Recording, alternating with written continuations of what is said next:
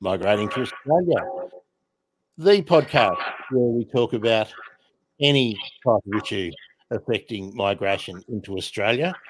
And today it's about elite athletes, high performance, migration, and perhaps touching on artists and academics. I'm joined always by Australia's most compassionate, considerate, and approachable registered migration agent, Mr. David Bongiorno. How are you, David? Good morning, Grant. I'm excited today.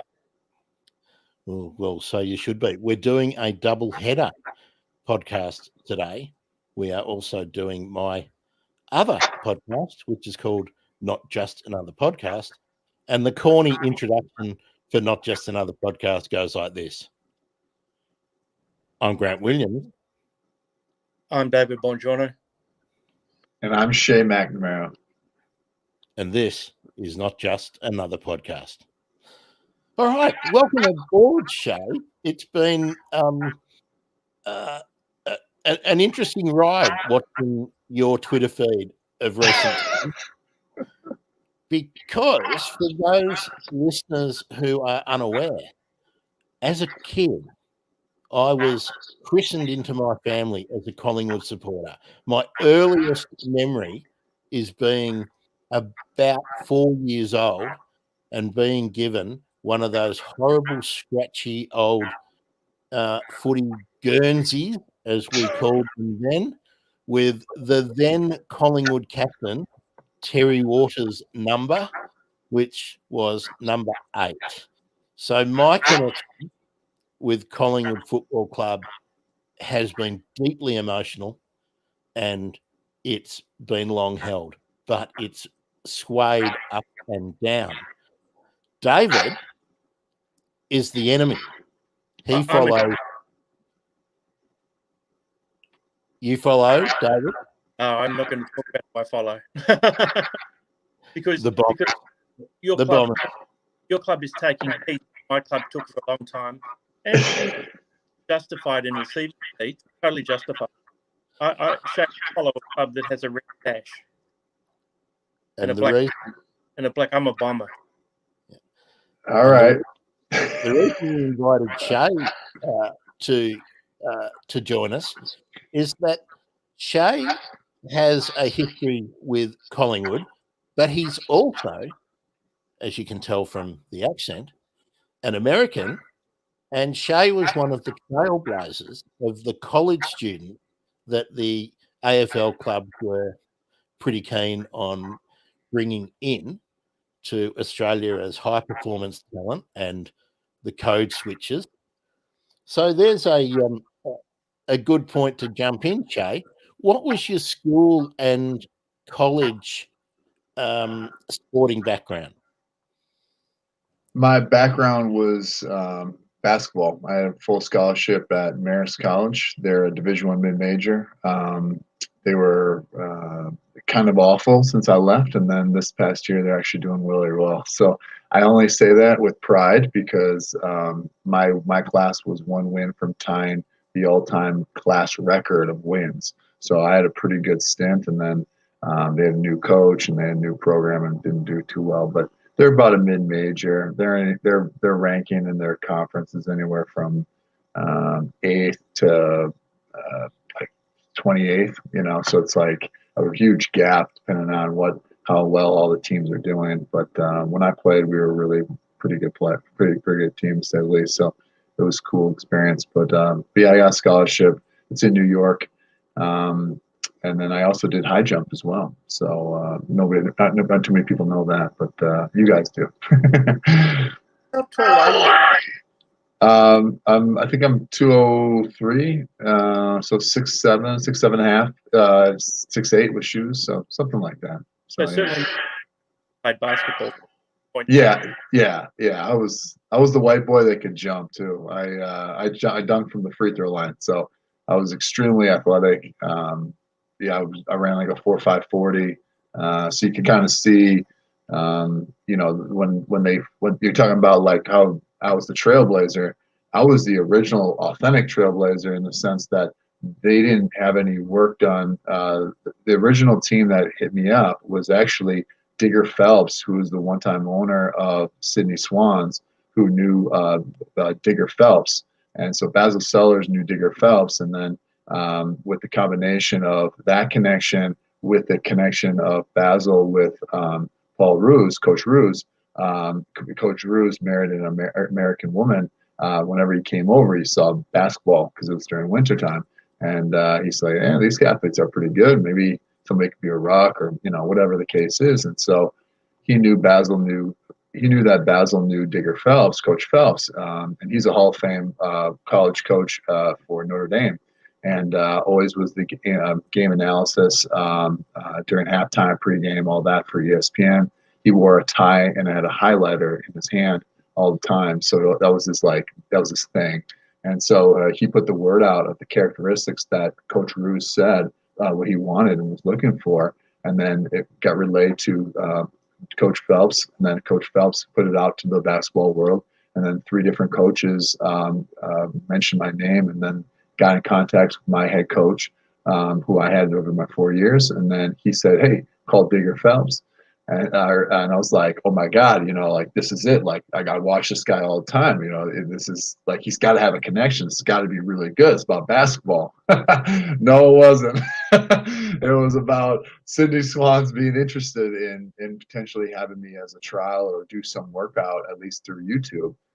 And it could be something, after my first season when I played in Munich, Germany, he said, when you come back, I'm going to give you the coach's information so you can talk to him during Christmas time. And then afterwards, you can talk to him again. Here's his email. Here's Basil Sellers' number. I talked to both of them. And I was just like, I was so appreciative of the opportunity for somebody to think highly of me and to think that I could be, transferred into a different sport and play at a high level. So that was quite the honor. But it definitely was like ripping my heart out because I was like, this is a pro team somewhere around the world wants me, and no, it's not about basketball. So that was very humbling. So yeah, that was it. Shay, can you explain what the college system is like? It's full time. You're on a scholarship, but it's also amateur. Yes. Yeah. So what it is ideally you get a scholarship. If not, you get a partial or your preferred walk-on, or you're just a walk-on. So one of those happens. And then when you're on the team, you're on the team. Now, for me as a full scholarship athlete, I had my college all paid for. I had a meal stipend. I had my room and dorm taken care of. So essentially, as long as I was eating within that meal plan, I wasn't actually paying for anything. I didn't drink when I was playing college. I was like the rare human that didn't drink. And so I saved a lot of money. But all my teammates, they had all their money go to, drinking and partying and other things. But the idea was that, yeah, theoretically you could get a small meal plan, which is what they offer through the scholarship. And then you're not really paying for anything because it's unless your own entertainment you want to pay for. But yeah, you're not allowed to have a job. Your job is to hoop or play ball and then go to school. You have to do study hall hours, which isn't really necessarily a bad thing, but the idea is to help hold accountable and help essentially. I don't know if policing is the right word, but for some kids, they absolutely need to be policed in the sense of making sure that they understand, what is the best methods to be successful on and off the playing field. But yeah, it's a unique thing because you have essentially your rights taken away with video games. That was a big ordeal a couple of years back. I don't know if you heard about that. People made a big stink about it and said, I literally am in 4 different video games for college ball, and they have my number. They have my scouting report of like what I'm good at. I think they had my name, or they had a makeshift name, but it was me. So it was just like, you're taking all my likeness and you're not paying me for any of it. That's inappropriate. You should get your dues from that. And so what happened was I actually signed and was part of that massive deal I got a couple $1,000, which was cool, but it was really just from the standpoint of respect. Like, you can't take somebody's likeness and not give them anything. But that's the trap of American sport. It's as you guys are well aware, everything in life is a business, and for college ball, it's absolutely essentially a manipulation of what is the product, which is these youthful athletes that want to do something, and because the system is so elite in America as far as the best of the best basketball players, best of the best baseball players, best of the best hockey players, best of the best, I guess football is really an American sport, but you get where I'm going. The idea is it's such an elite that most 18-year-olds can't go. There's very few Kobe Bryants or LeBron James or Kevin Garnett's. It's just not there. So it's a great transition. But the things are falling apart now that COVID hit. I don't know if you've been following anything, but they've had to eliminate a lot of sports teams because there's no money in a lot of these sports. And then that's the debate. It's like, well, they have a right, it's like, well, if we're being real, if you're not making any money and you're being supported by basketball and football, then where's your credibility for you guys to have a sport? Like, it's not a privilege. It's an honor, and you have to earn that. It's a privilege, not a right. Excuse me. So the idea is that I think the whole system is becoming on its head, and it's going to be really interesting to see what athletes do going forward, and then along with what are the legal rights that are going to happen going forward with them getting their dues, which I feel they should have a higher stipend for their own spendage because now they're having to work, go to school and do summer school and work and train with the coaches during the summer. So they don't really get a lot of downtime. So it's kind of interesting. Did you have the grade point? Did you have to maintain? Yes, yeah. You needed to have a C average. So it's a 2.0, so 4.0 scale. I think you guys have that too, right? Yeah, we do. Yeah. So you had to have that. So that was the basics on that. Shay, let's talk about the migration aspect. You've hooked up with some interest with the Sydney Swans.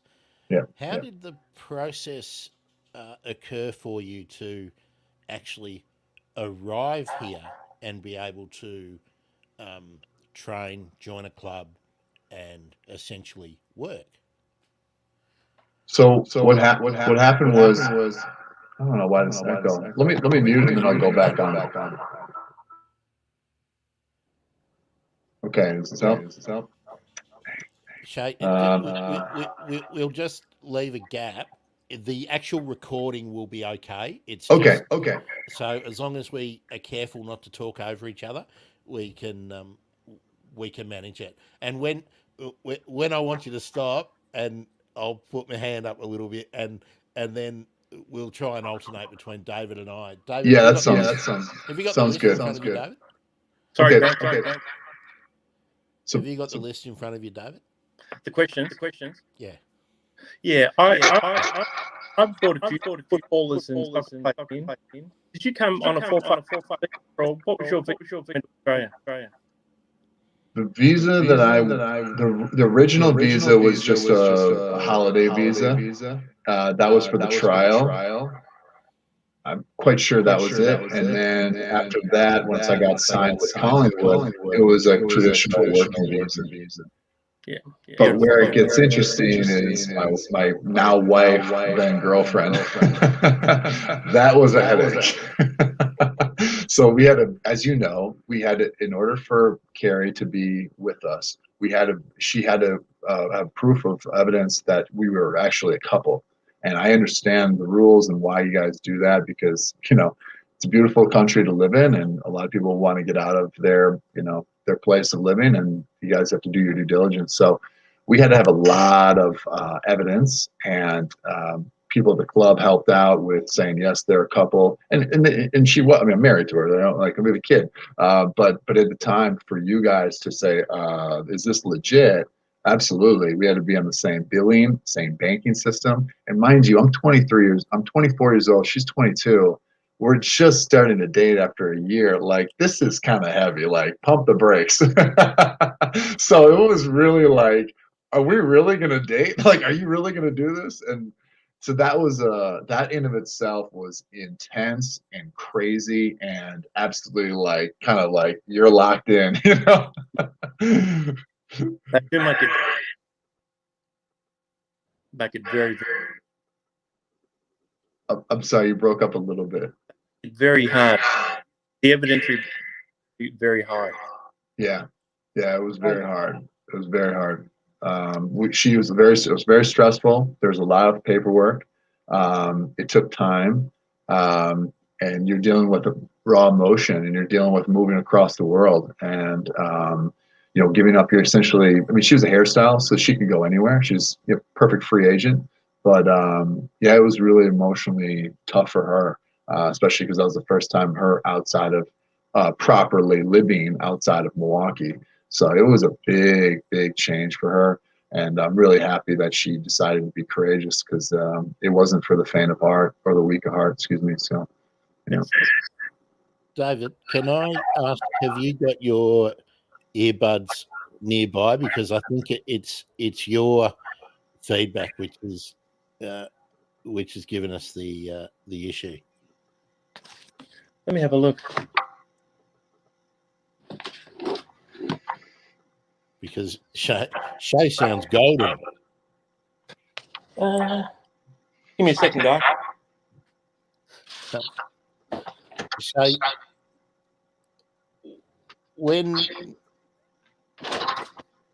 how long did that process of getting the visa take? Took a little bit. Took a couple weeks to say the least. Absolutely. That was hard because honestly, when I was on my little visa, vacation visa doing Collingwood, and I made it, they're like, we got to get on this now. It could take a couple months or a month and a half. So we jumped on it. I had about a month and a half before I reported back. I think I left the second or third week. No, it was the second week of September. It was after the second playoff finals match. And then I got back beginning of November myself, just me. But I had that time to like get it right. And then I also said, my Carrie, my wife now, like she's on board. Like she's like, well, we got to really do this now. And so it was very stressful. That was legit stress. Because of many different factors, but just from the standpoint of the headache of doing your due diligence, understanding that it's a day and a half, we're time wise ahead, but we're a day behind.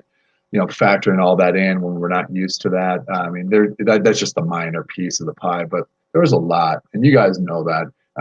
So I think the biggest recommendation that I would say for anybody that's going to be an athlete or going to be a working, just a working visa or a holiday is Australia doesn't mess around. And I don't think any country should, but I definitely know that Australia does their due diligence. And I know they have a lot going on to have a lot of people to go through, but you do need to give yourself ample time, at least a month, at least, because sometimes it can take a little longer. So it's something that's not to be messed around with, in my opinion, at all.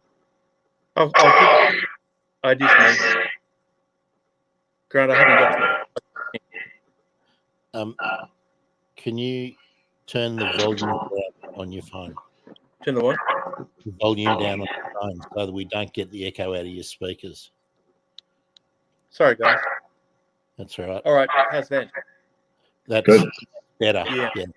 That's much now, better. Shay, Milwaukee's a huge sports town, and people outside the states, outside of Milwaukee, may not know about the Brewers. They may not know about the Bucks. So you've come from Milwaukee to Melbourne, and so I mean we consider ourselves a big sporting town. Did you like the sporting culture of our city? I loved it. I mean, honestly, if you just be objective for a second about Collingwood's location, it's the best. I mean, if you're going to legitimately go, hey, we're going to put a club somewhere in the city, First of all, that's awesome. And then you're going to say it's the old swimming aqua stadium from the '56 Olympics. That's really cool. Like, that's awesome, objectively.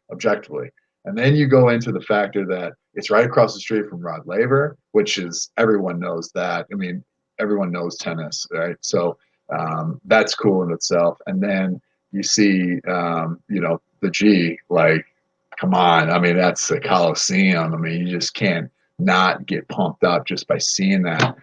So it's just like, oh, beautiful stuff. And then obviously the rugby league stadium, brand new, beautiful. I mean, you just, like, you couldn't script it any better for an American who's never been part of any form of Australian culture. And to get stuck into it and go, this is your life, like, that was so cool. Shay, I can't let the opportunity go if I don't have a bit of a brag about the MCG. I'm glad what you just said. When it's full with a football crowd, is there anything in the US that can match, for instance, Collingwood versus Carlton, or Collingwood versus Essendon, or Collingwood versus Richmond in sporting culture in America? That's tough. I grew up in an amazing culture of Green Bay Packers, and everybody knows that Lambeau Field is a very special place. I've been on the field. I caught a football punt during halftime to win a trip for my uncle. It was actually when I was playing Collingwood. But I know, and I've been to the stadium many times, watching in the box and the suites, in amongst it, a couple of rows back. Like, it is a special place. But that would, just from my and I've been part of Wrigley Field. That's a special place. All those places are special. What makes the G so special in my mind is that it's like, it's cinematic in its approach to watching a game, because it's just such a beautiful scene. I mean, regardless if it's empty or not, we've all been to the G when it's empty, right? It's still marvelous. It's amazing. My trial, I get to practice on that field. That was awesome. I was like, man, this is so cool. First, I was like, this field is huge. I still was trying to wrap my hand around, like, this field is not normal. And then being on the G, and it's a special. The only thing I can compare it to is Lambeau. But you have to respect all the other natural, like, Fenway Park, Wrigley Field. You have to respect those. But and I've been to the stadium in Dallas, and that's massive. But it's just not the same. So the G is something that is arguably top 5 best arenas in the world, and there's no denying that, and there's no bias. It's just purely objective truth. So it's incredible. It really is. Your hometown lost the Green Bay. When did they move? Is that a wound that hasn't healed? Because there was the Milwaukee era, and when did the Milwaukee era finish? Wow, nice. I think I went to like one of the last games as well. That was the 94, I believe. 94, 95, something like that. And that was last time Milwaukee County, which is where I had many, many great memories. My mom had a connection with the Brewers, so I got front row seats right by the batter's deck, where they're warming up with the donut and all that. So I mean, that's like I have so many great memories in my life at County Stadium. Nothing comparable to the G, but like, for a Milwaukee guy, it's awesome, But yeah, the Packers used to play there at least two games every year for years, and they ended that I think around 94, 95. That's a big wound for you. Yeah. Yeah. It was humbling for a lot of Milwaukee guys to go. We don't get that opportunity, much alone the whole experience of just how cool it is to have a team that honors the state, where it can play in both and honor, the whole thing. But everyone agreed that it needs to be a Lambeau Field forever on. So it just, and also the injuries with the baseball diamond, that's really rough too. So that's not ideal. So. All right, let's shift the focus back to Melbourne and Australia, and just briefly fill in everyone in. When did you arrive at Collingwood, and how long were you there, and what were your first impressions of Melbourne and the cultural side of the city, the restaurants and all that, which is always talked about? Did you get involved in, say, the live music scene, which is always talked about? And what were your first impressions of the club and footy culture when you arrived in Australia? But first, let's talk about your tenure, your length of time at Collingwood, and your relative success. Yeah. It was in 2009 was officially when I did my trial, and that last season of 2009 season. That was my first experience being down there. When I got, and then when it officially ended, when I got caught was 12. So from 09, basically year 10 to year 12. So those 3 years, but elapsed time was 4 years, arguably, whatever. But Premiership. What's that?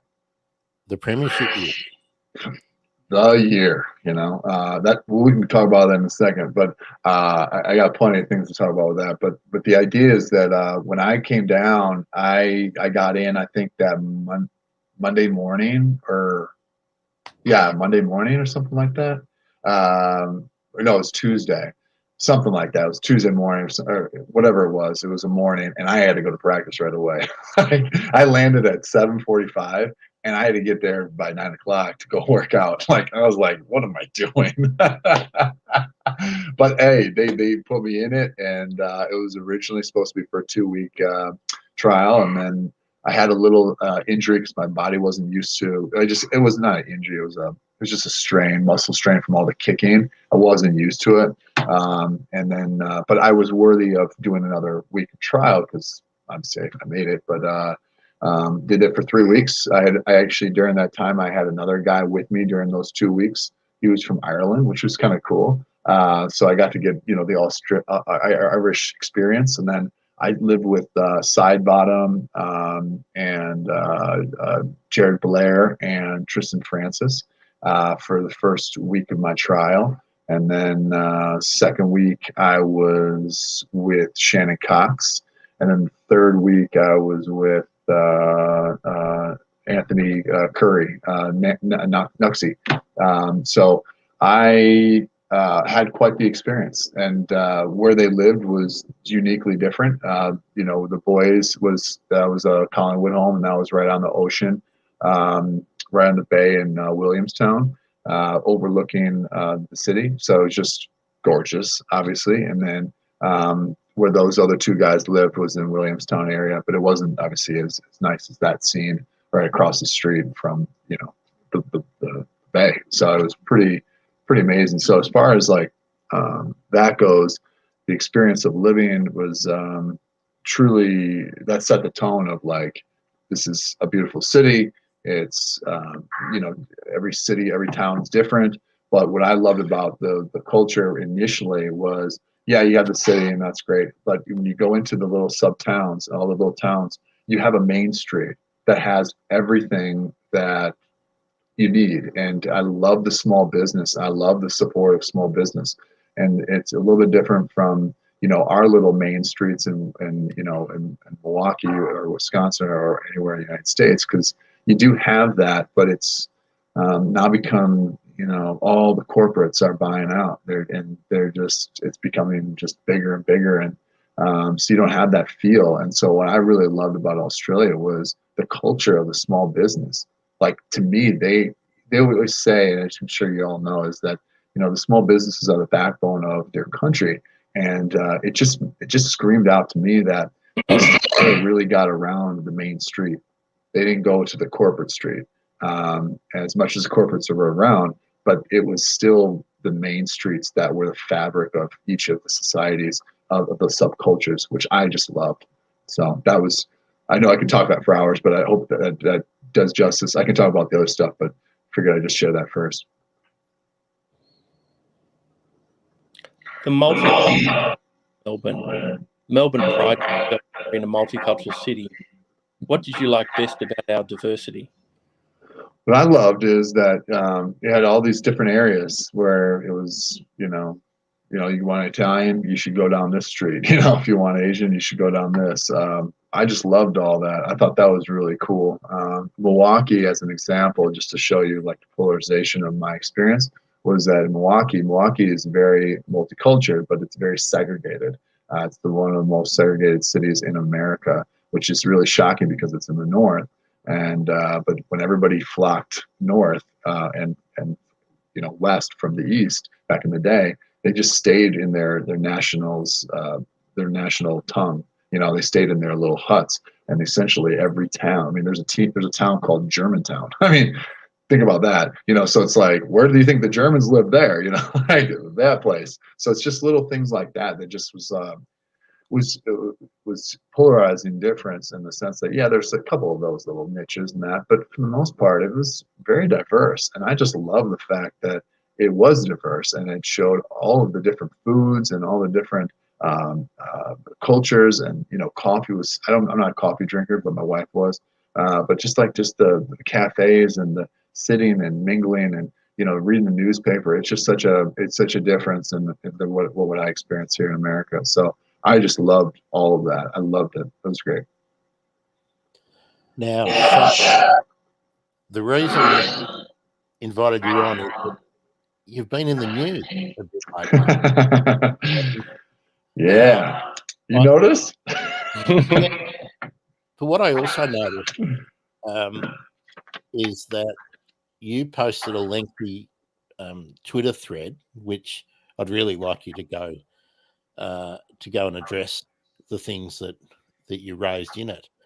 But that there's been a lot of the sport commentators in Australia, in Melbourne specifically, talking about you. But I haven't heard you. I've read you on Twitter, but I haven't heard you. Has anyone else given you the opportunity to speak long form about your Twitter thread?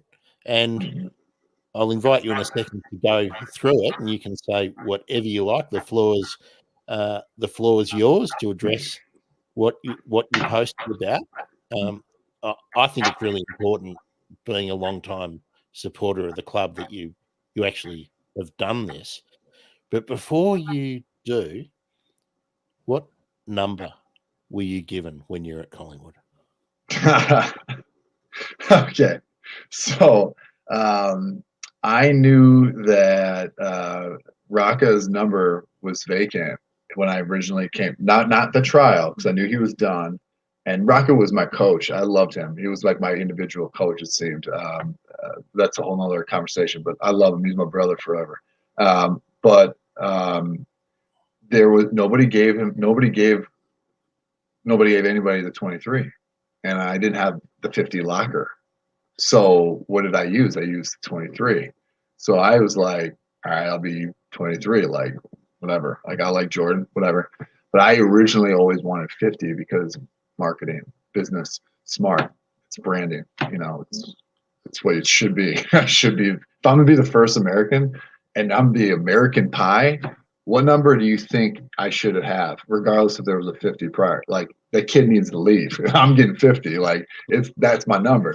And I didn't know that 50 was the worst. Or one is the best, stereotypically. So I thought that was hilarious. But it's true, though. I did suck. I didn't know anything about the game. I didn't know any rules. I didn't know anything about the game. I knew nothing. So of course I should be 50. I should be the bottom of the pole. I should take top.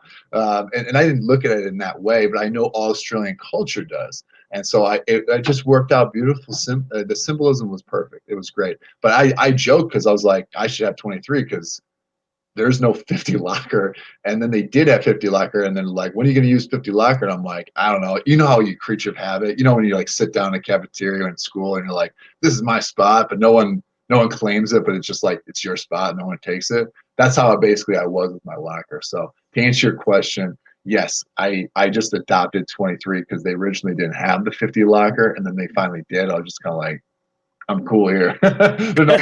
There's nobody here as a 23. Like, leave me alone. Like, it's fine. And everyone was giving me crap. Like, why don't you take your number? I was like, I don't know, man. Why don't you? Why do we all have to sit in the same spot every meeting? We all had the same spot for the whole year. Like, what are we doing? It was just, like, you know what I mean. So anyway, I hope that's a little funny interlude before we get real. But yeah, 50 was what I really wanted. It just made sense why. Because I didn't know that they were going to give me 50, and I saw 23 open. No one gave 23 that year of 10. So I was just like, yeah, of course, like that's my number, right? But no, it was 50. So it's cool. So just before you do that Twitter thread, has anybody else in the sporting media in Melbourne or Australia generally invited you to have your say? No. Originally, before the thread, it was actually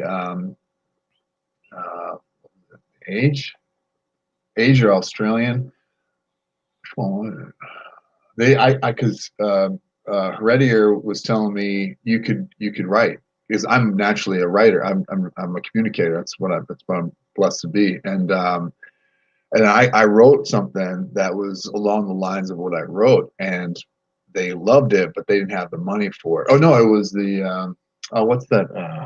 That's going to come to me. I apologize, but anyway, what was it? No, the Herald Guardian. No, the Guardian. Yeah. Oh, the Guardian. Yeah, because that's a worldwide, right? Yeah.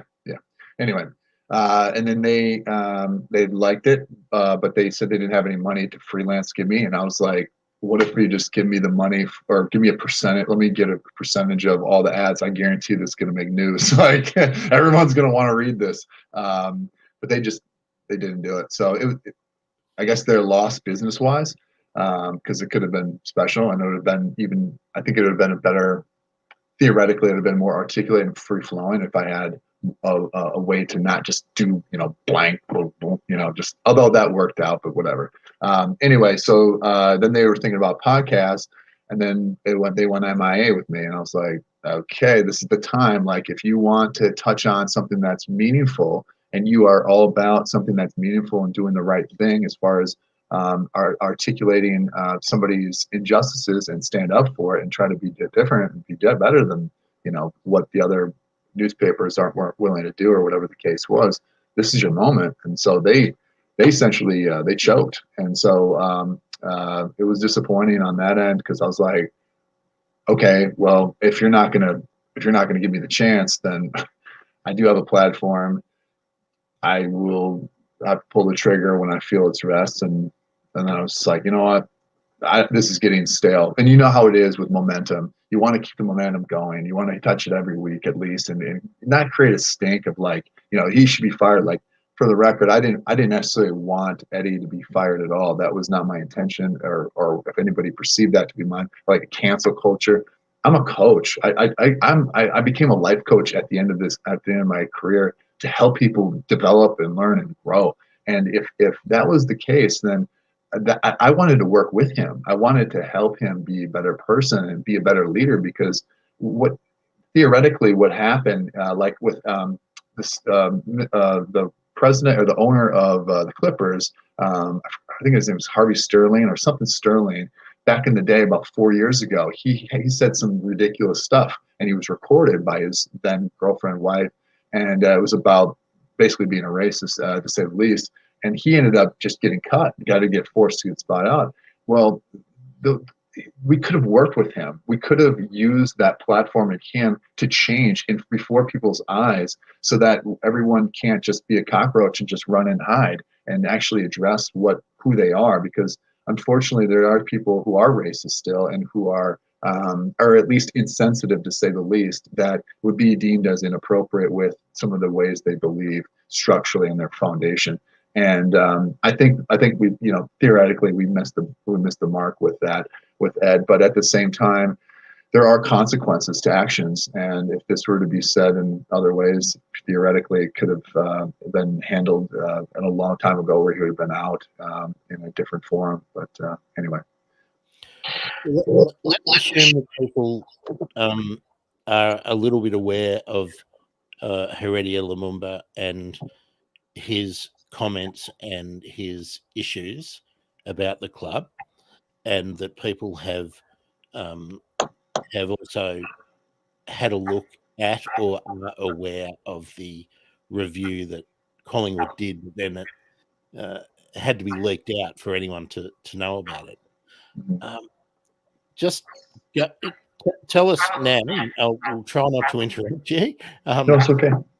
Tell us now what you thought were the problematic aspects that you were aware of at Collingwood, and if you go through what the point of your Twitter thread was, who you mentioned, and what the point was, and what you wanted to achieve. So go for it. The Guardian didn't take up the opportunity. Yeah. Thank you. I knew about all this because Redier was always telling me what was up. This is from like 3-4 years ago when he started doing the documentary.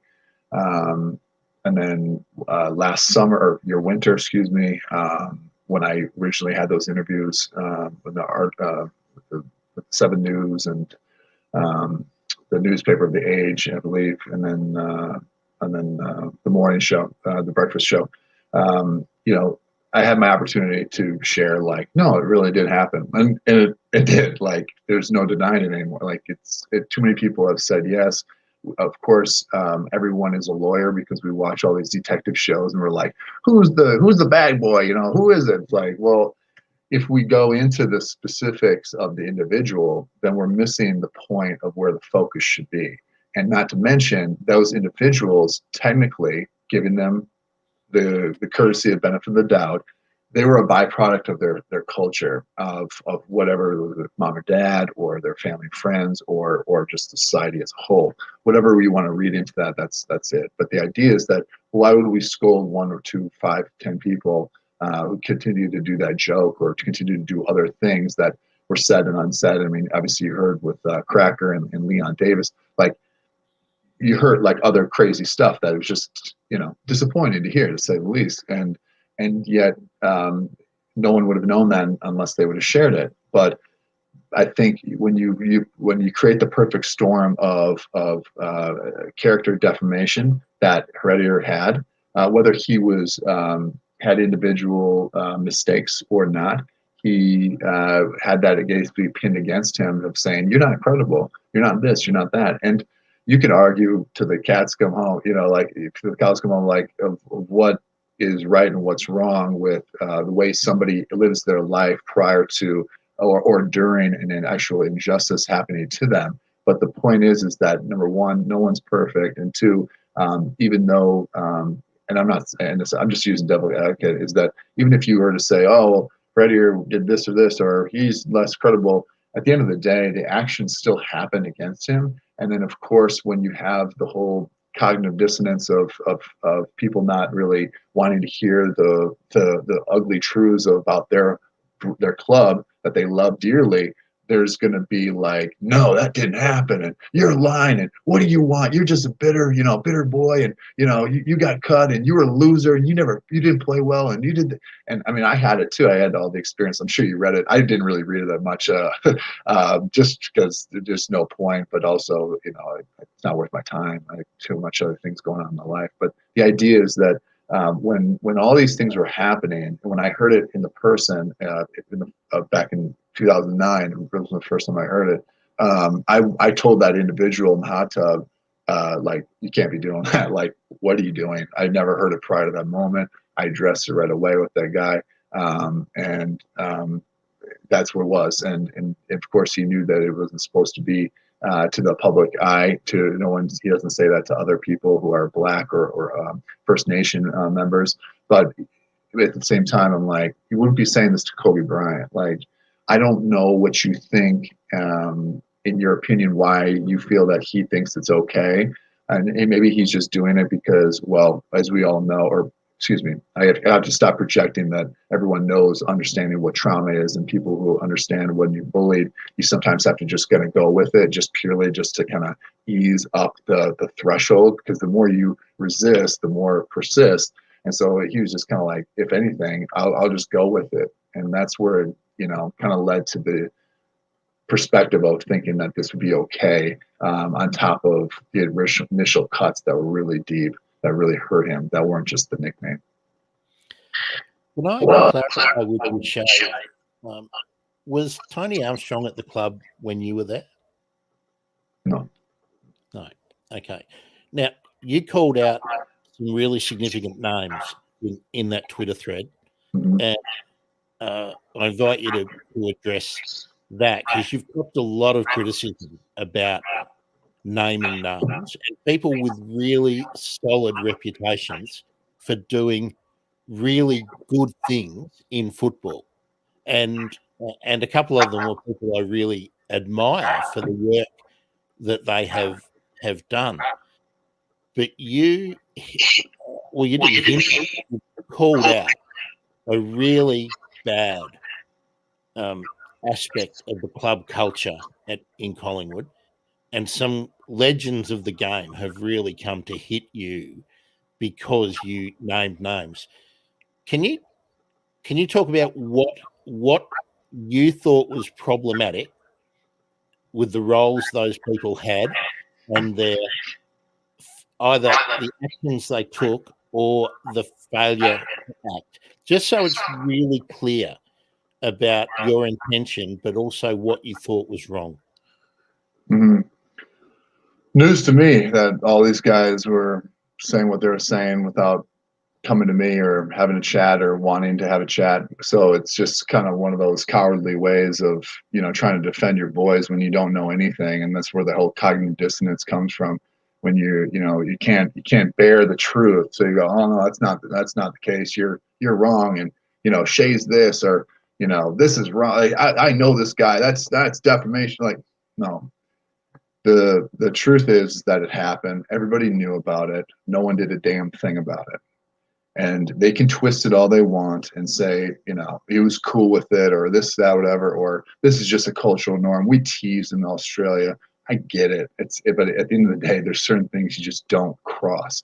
And then you have the audacity to essentially lie and defame, your brother, who you were side by side with for years, longer than my tenure. It pisses me off. And so when you see that your brother is getting defamed in media, social media, in every light, newspaper, everything, all that, you see people disrespecting him and being racist towards him, and you don't say or do anything to stand up for him in any capacity, even to just say, don't do that. They didn't do that. So to me, as a friend, forget about Collingwood, forget about Heredier, as a friend, as a brother, who, he's my friend, as you guys are now my brothers now, so I've got you. But at the end of the day, we are gone so far away from this, what it is to be a friend and what it is to do the right thing. And we've done this self-preservation thing far too much, where we are so afraid of these lawyers. We're so afraid of getting sued. We're so afraid of being exposed for the wrong that we did, instead of doing what we all love to see. We all love to see somebody own up their mistakes. We all love to see somebody ask for forgiveness. We love that. Everyone is a forgiving person. It's our nature. Look at any child. It's our nature to be of love, not of fear, not of evil, not of chaos of that nature. We've developed into that. And that's where I have a pet peeve. That's why I do my coaching, because I care. I want people to be better. I want people to level up.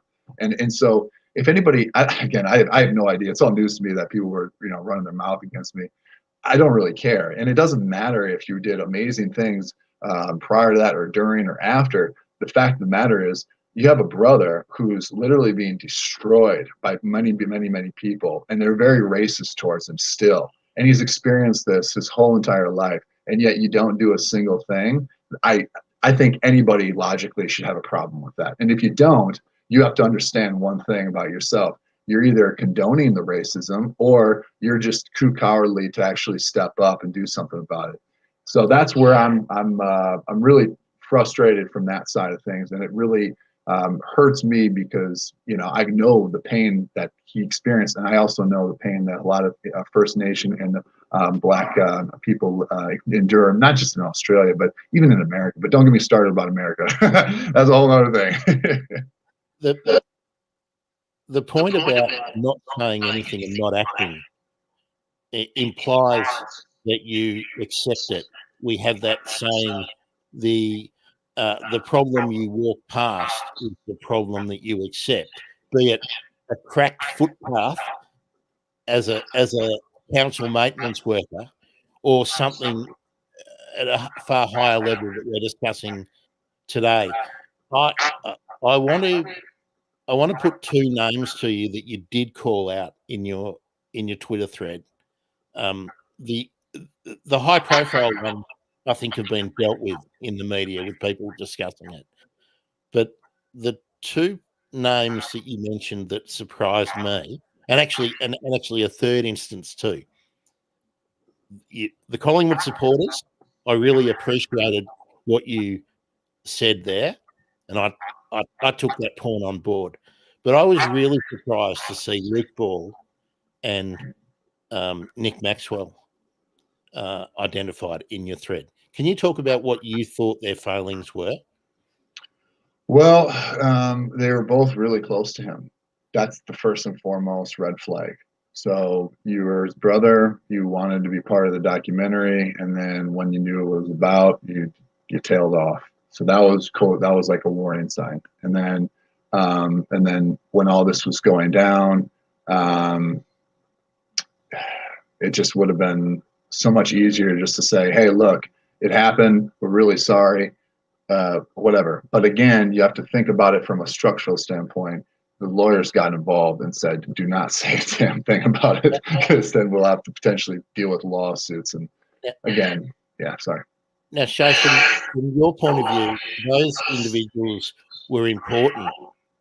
Can you point out what positions they held and why you consider their influence to be important? Well, Luke Ball, who I'm cool with all, or I mean, I'm not friends with them like we used to, but I mean, they were my good buds. I trained with them. We had great tightness of our friendship. So it was nothing personal. It's just purely like, you called me out when I wasn't doing well in footy. I'm calling you out when you're not doing well as a friend, and that's what my intentions were. And I think everyone that read it that was unbiased they loved what I said, purely from the standpoint of addressing the truth of what is. And so with Luke Ball in particular, he was a leader of the team. He was one of Heredier's best friends, and he had the pull of being the president or an ex-president of the PA. So his words would have said something about that, and it would have been very powerful from that standpoint. As far as with Captain Nick, he lived with him. There was jokes with the whole name and all that with the dog. But that was all just fun banter. So I misarticulated that. So that was my fault, and I addressed that. So I own that mistake. But as far as what he could have done and how powerful he is and what he has created with the status of the team throughout his tenure after his career has ended, he had pull. But even here's the thing that I'm thinking is that, even if the lawyers were saying don't say anything, which is totally fair and logical, they could have still, behind closed doors, reached out and said, hey, look, you have to understand my positioning. You have to understand what they're telling me. You have to understand that I am in self-preservation mode. I want to be high up the command with Collingwood or my career in footy or whatever the case is.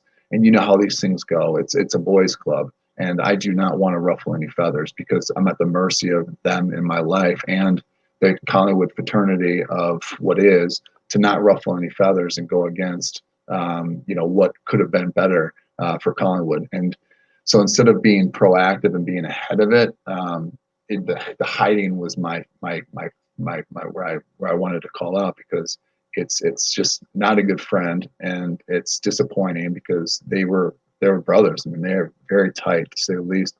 And then you're a leader, and you could change. Everyone loves humility. Everybody wants to see that, because we want to have the fantasy that people can change for the better, and that they will be accepted for their mistakes. Still not, they'll be hopefully forgiven, won't forget, but we'll move on. We'll be better, because everyone wants that redemption, because otherwise we're all screwed, because we've all sinned and done wrong things throughout our whole lives. To what severity, it's all to each their own. But the idea is they had a platform and they did not utilize it, especially with the leverage of their friendship. It just really bummed me out, and I figured I needed to call them out in those two. So I hope that answers your question. Pretty much. I've just got one or two more things to ask you before I throw back to David, and we can perhaps talk more about, because David's actually got a business to run very shortly, about the sort of why you didn't choose to remain in Australia, because so many people do. But the question I've really got for you, as someone who has always loved the Collingwood Football Club, how confident are you now that the windows have been thrown open, the curtains are letting the light in, people outside of the football world are talking about culture, and that we've got a sort of parallel issue going on in our federal politics about culture and issues being hidden and people not acting, even though it's vastly different. How confident are you that the club mentality that exists in AFL football, and indeed in professional sports all around the world, how confident are you that a rapid change and improvement in the culture at Collingwood and the AFL more generally will happen? This is the time. And what I am hoping for is more First Nation members in the AFL in particular, just purely because it's your national sport. It's the marquee thing. Yeah, to just acknowledge that they had some crazy experiences, that nothing happened. They don't need to go into, oh my God, Essendon, and oh my God, Carlton. We don't need to go into, calling people out like that. It's just going to get weird, and we don't want legal stuff when it's just going to deflect, and it's just going to get ugly. But what I'd love to hear, and I've been having conversations with First Nation members, is that they want to allow people to know the pressure that they face. Growing, especially in America, you guys are fully well aware of our nonsense. People are now going, it's white privilege, white privilege. Well, technically, if you don't have a pressure, you don't have to contend with the pressure. It is a privilege. And you can say, I earned that privilege. And it's like, yes, you did. You earned the right to have, that money, or that luxury to put a fence around your house, or to, live away from, the bad parts of the city. That's a privilege. You've created that. It's yours. You earned it. Sure. But there's also inheritance of privilege.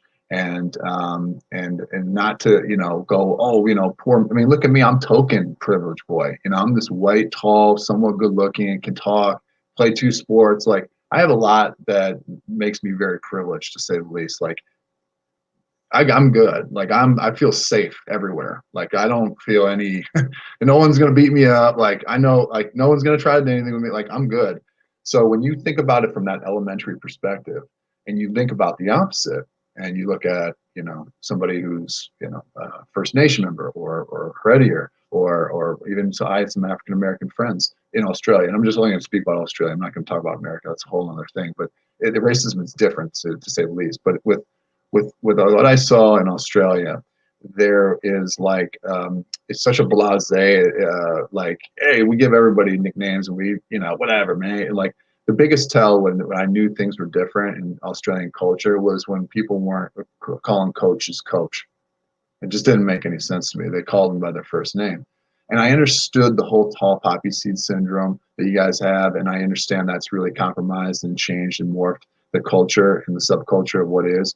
But what I have great hopes for is that people have a better understanding that, one, there is unfortunate pressures that people of color still face. That's a given, and that needs to be acknowledged. In order for them to feel safe, in order for us to all heal, to move forward, is we need to essentially, unfortunately, well, actually, I mean this not in a different way, but understand my intention is that we need to hear these truths. We need to hear more evidence. The more evidence we know that these nicknames or these things happen and these uncomfortable experiences that these individuals had, the more the individuals who are still fighting, going, that's not my club, or that's, you don't say that about my guy. Our leader's the best. Look at him. He's done so much for the community. I get it, but it happened in that vicinity, and they were responsible from their leadership standpoint. And if you are a true leader, everything underneath you is your responsibility. Think about that as a parent. Oh, my son did that. I wasn't with them. Well, who trained your son to be your son?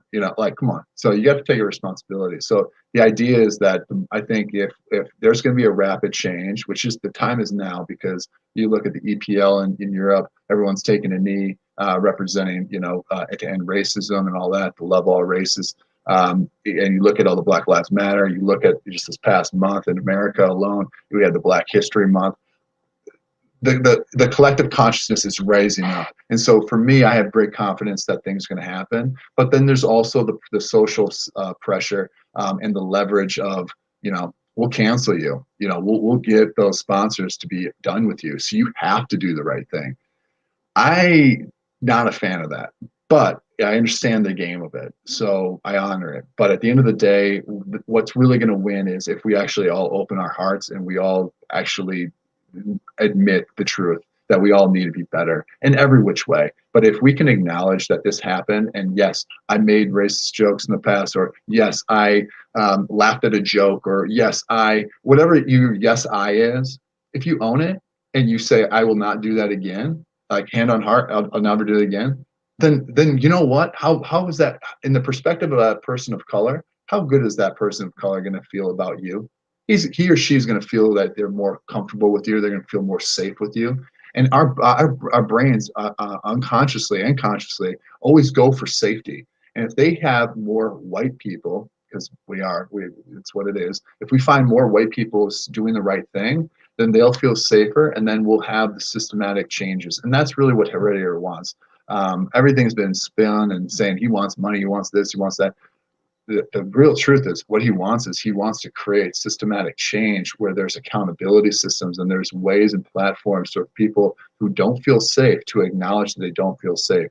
Now, whether something happens after that, that's to be determined by the group or party. But if we can acknowledge that these individuals feel safe, or that they don't feel safe, and they have an opportunity to say, hey, this is what happened, this is what's going on with me, or this is what I'm experiencing, I don't feel safe, then let's make that happen. And I think that's really what is being missed about this whole thing, is that we need to create systems in play, just like we have insurance, just like we have lawyers, just like we have all these different all these other systems, to make our system, our structure as a society better.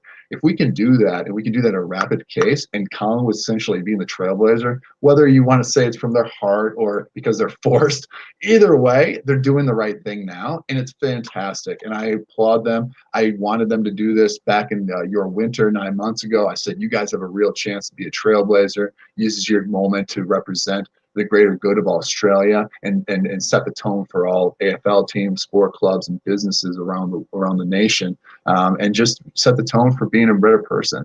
And you'll admit we all made mistakes. It's okay. if you make amends from it and you apologize sincerely and you do your due diligence by getting the proper training to do what it takes, then that will make everyone feel a little bit more comfortable. But if you actually, if white people in particular, I'm just generalizing, okay? I know not all white people, I get it. But if you talk to the average white person who doesn't get it, and you have them hear the stories, or you have them live in their experience for one moment, just from a storytell, they're going to get uncomfortable, and they would go, I would never want my baby to experience that. I would never want my son or daughter to experience that. So if that's the case from an authentic spirit, then what are we going to do differently? How are we going to make this change? So it's not going to happen overnight, unfortunately, but it can happen at a very rapid pace. And that's why I called everyone out, because I want them to be better, because at the end of the day, whether they like it or not, they have the power, they have the leverage. This is their moment to define their character and their legacy and their eulogy. And that's really what I want. Shay, a lot of young people might be listening from the States. We certainly have a lot listening from Europe and Canada. How would you advise them to prepare for their Australian adventure? What would you do differently if you were college kid, college grad, and coming to Australia? How can they better prepare for their migration journey to Australia? Get your visa. Make sure you're on top of your paperwork. Yeah, and then have proof of evidence of the necessary things, especially if you have a significant other. That was one of the biggest things. That was the most. No, nothing personal, Australia, but you're definitely diligent, and that was a pain in the butt. But I would just say, if somebody's sincerely trying to transform their life and transfer themselves from one country to another, especially in Australia, you need to get your paperwork set up. You need to be well organized, and you have to be able to be on top of your all of your information, because it will be asked, and there's really no hiding. And if you hide, or if you miss some stuff, it's going to delay the process even more, or you might get red flagged because, hey, this guy might be a little wise guy or a wise girl, and so that's not okay either. Because I heard those stories, not from me, my experience, but obviously, but from my friends that were, the expats and all that other stuff. They're like, yeah, we thought we could get away with this or this dog or whatever. It's just like, no, you're not going to get away with it. So okay, that's brilliant, because I think Grant and I go on about that, and you're 100% accurate. One of the big ones that you sort of appreciate coming with a partner is a lot of people don't declare their partner. And then when they're in a position to migrate, they declare their partner, and the department will say, well, hang on, 3 years ago you told us you didn't have a partner. So you bang on. In a nutshell, well done. That nicely encapsulates the trials and tribulations coming to Australia, what you need to be mindful of. Very good. Yeah, well, if you just think about this, it's forget about the whole government, forget about Collingwood. The truth wins, and the truth will always be exposed. So you think you can hide, you think you can win that little battle, and you might win that battle. Good job, but you're not going to win the war, and you're going to get exposed, and you're going to get that heavy slap on the wrist, to say the least. And that was something that we were really, really conscious of like doing our due diligence. Oh, that's another tip: is do your due diligence. Make sure you're crossing the T's and dotting the I's, to say the least, and so that you're not showing any misleading information. And your honesty is always the best path. And even if it doesn't look as good as you want, honesty is the best, because people are forgiving, people are loving, people are willing to give another person another chance. But if you're gonna lie and you're gonna be deceitful, no one wants that. Who wants to be that friend of that person? No one. So the government sure as hell is not going to want that either. My last, with all that's passed, all you've experienced, would you come to Australia again if you were 23, 24? Yeah. Whenever this virus goes away, I'm down. I plan on doing business trips down there. I've spoken to a few different things that can happen and will happen, which is exciting. But in the meantime, we're just doing on the phone or FaceTime or whatever this medium is. But yeah, I absolutely plan on it. The reason why I left was it was kind of divine, because well, forget about all the divinity. My heart just knew that I needed to come home. I just knew that like my soul's journey had what it needed out of Australia, but I knew I needed to come back home for my new purpose of what I'm doing with my coaching and other things. On top of that, right when I came back home, my mom got diagnosed with cancer. So it was very divine from that level, because it would have been really, really hard, not just on me, but it was, forget about me, it would have been really hard on my mom. And that was probably the best thing that could have ever happened from the whole experience. You know, because theoretically I could have kept playing in VFL. I had the offer from Port Melbourne right away after I got cut from the draft officially. So my career was not done. I was right into my peak, and I was feeling really good, and I felt really comfortable, you know, doing that year and then going up to AFL again, because I felt like I was starting to really get it with all the positions and everything. But it just in my heart of hearts, I just was not feeling the energy of everything with footy, and then from the standpoint of what I felt my soul needed to go back home, and then also just we experienced what we experienced, and my wife and I loved it. But also, as you know, when you have a partner, they have a say too, and she lived it up. I mean, she I think everyone might have seen her one time or another at a bar. I mean, she had so much fun, but I didn't. I was very diligent, but yeah, she lived it up, and she just knew in her heart of hearts too that, you know, the next chapter is supposed to be back home, and that's what we're doing. But make no mistake, we're going to vacation and we're going to do business down there. Absolutely. Once this chaos ends, we are down there as soon as possible. And one of her best friends, and my best friends, was Dane Swan and Taylor.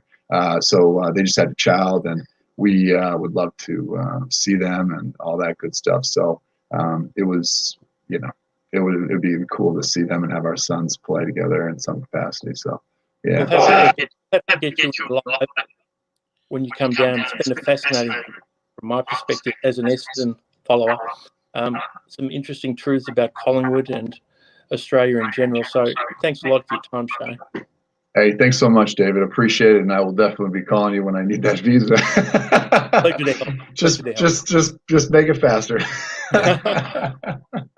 David and Shay, I'll do an outro for you, David. But Shay, do you want to hang on? David's got to go and get his office going. We can do a separate edition where we focus on your work and what you're doing now, and leave Collingwood behind. Yeah, you happy with that? Cool. Yeah, all good. Thanks, Shay. Thanks, Grant. Thanks, David. We'll be in touch. Beautiful. Ciao, guys. Ciao, David. All right. That was good. David was really nervous about us not slagging off Australia too much. So that's yeah. No, you know, I was just trying to give reference to, you know, my experience of the world, and obviously I'm just trying to give, you know, just Milwaukee. I could have talked about New York or Melbourne or and Munich, but that's another time. But I just wanted to hopefully give that perspective of the multiculturalism, and especially coming from Milwaukee. And it's part of the reason why I'm here too, is just to make dent of what needs to be had here in Milwaukee. Because Milwaukee is not a good city for Black people at all, and it's terrible. But that's maybe another podcast. Before we move right away from the sort of AFL discussions, I was really concerned that no one at the board level backed you up, backed Andrew up. Leon was completely left out of the conversations, and it was widely known that he detested the nickname that the media had given him and continued to use. And what was that exactly? Neon Leon. I didn't know that. Oh, that's that was widely used, and I think Mick Malthouse coined it, and then stopped using it. But by then it was out in the wild, and the commentators were using it. Wow. His nickname was in the club was Magic. Yeah, which he approved of, as far as I'm aware. That's a good one. I mean, he was Magic. Yeah. And maybe we can have another positive thing to say about Collingwood in that this year. I don't know. Have you followed the development of the AFLW? I have not. I know about it. Yes, I know about it. Yeah. But I don't follow. I honestly, I don't really follow really anything anymore, even for sports in America. I mean, I'll occasionally watch. I'll watch the Packers and all that, but like, I'm not watching. I'm not a fanatic. I got too many other things on, and it's kind of out of sight. Like, I've been there, done that, in that sense of my perspective, that I'm just focused on what I want to focus on now. So I don't really follow much. I like watching highlights, of course, just because it's just fun to watch, but not to the level of what I used to. So I'm very much in the dark in a lot of ways. But I do know about the AFL, the WAFL, which I think is fantastic. I mean, if people are going to watch, that's a good business. And two, they should have every right. I mean, you have a WNBA, you have the women's soccer all over the world, you have tennis. I mean, you go on, but it's a no-brainer. It's a no-brainer. I'm glad they have it. It's fantastic to hear. Personally, I find the AFLW to be a better spectator sport, even though it's only done with a couple of cameras, because it looks like normal people having a real contest. Mm-hmm. The positive thing that I've drawn from it in this current season, and Collingwood's on top of the ladder, unbeaten at the moment, is that the only Indigenous player, First Nations person on the Collingwood list is in the AFLW team. And we have an Asian face, extremely talented, Joanna Lynn, number 20, running around. She's just debuted this season. And it's, I think, really, really helpful to repair the image of the club this year. And I hope they move on with it. The AFLW is full of different kinds of faces, different kinds of physiques, because they're only semi-professional and they only get to run around about 10 or 11 times a year. Mm-hmm. It's real fair income competition, and it's so much less pretentious. The coverage on TV is fabulous because there's so little bullshit in it. Because guys who play football are just blokes. They're just buffheads. They're just buffheads, and in most cases, they're buffheads who can't do much else. I admire their physical prowess. I admire their skills. Totally. But if I'm not a parent, but if I was, the last person I would be holding up as a role model would be an AFL footballer. And NRL, basketball player, snooker player, whatever.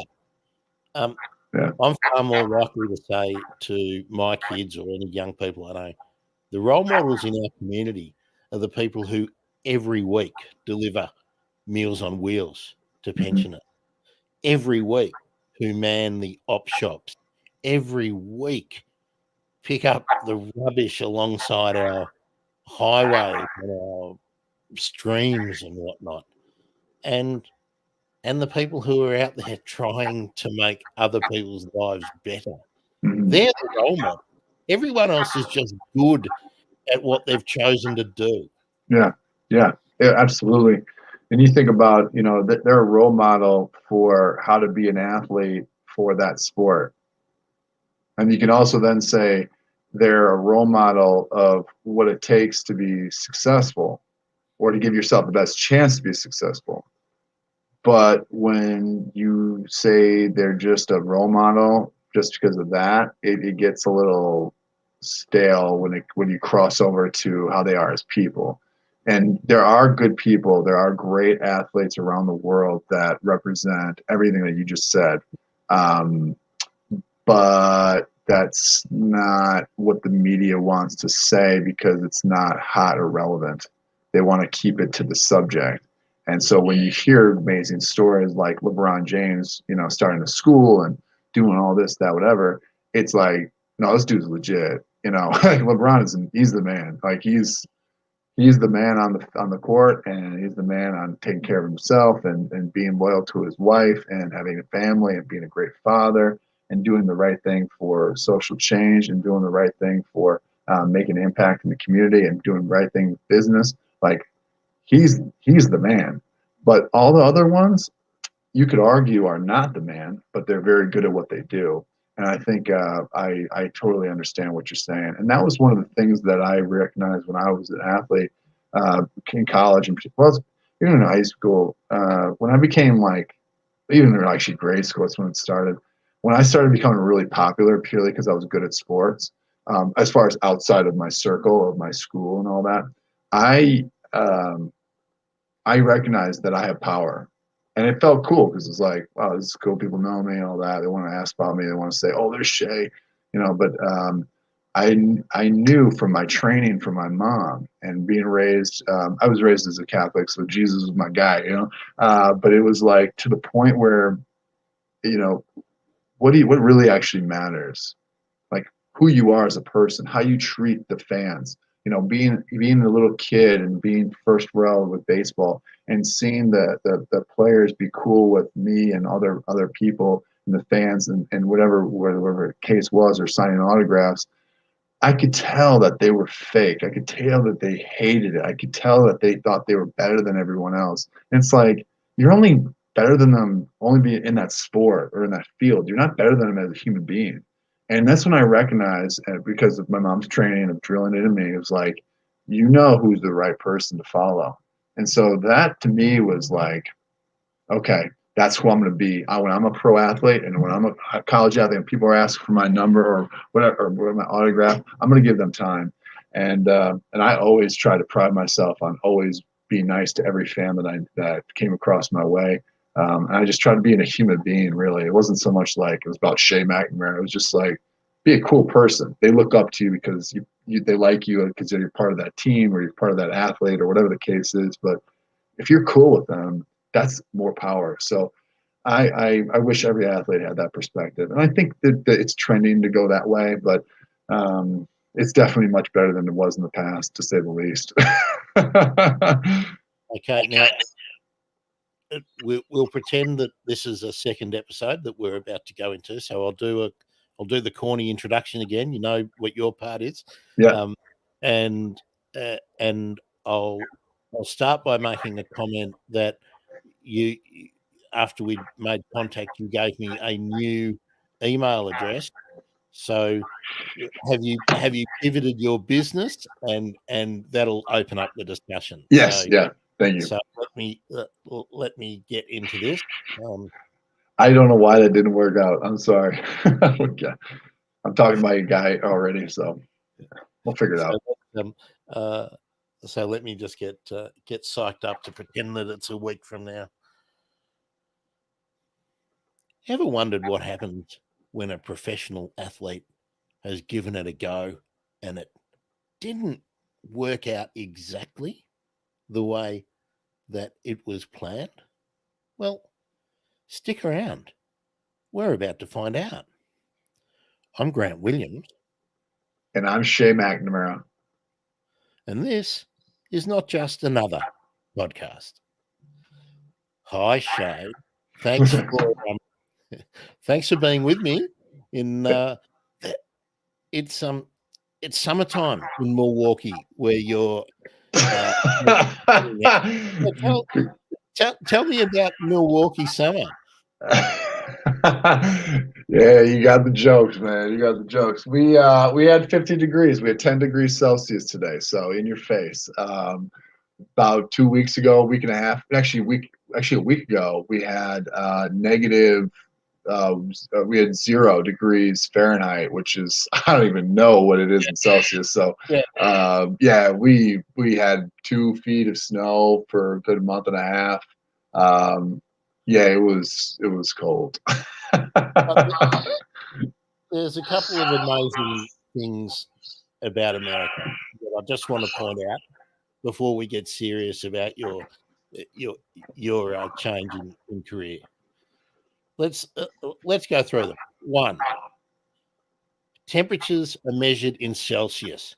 What the F is going on with you guys using the Fs? Number two, the world measures weights and in most cases distances using the metric decimal system. Yeah. It's kilograms, it's grams, it's tons, it's miles, meters, and centimeters. All right, that was number 2. Number 3, it's a big subject. WTF happened to your country? Red hats and QAnon. Okay, we don't need to go any further on that. Mm-hmm. Yep.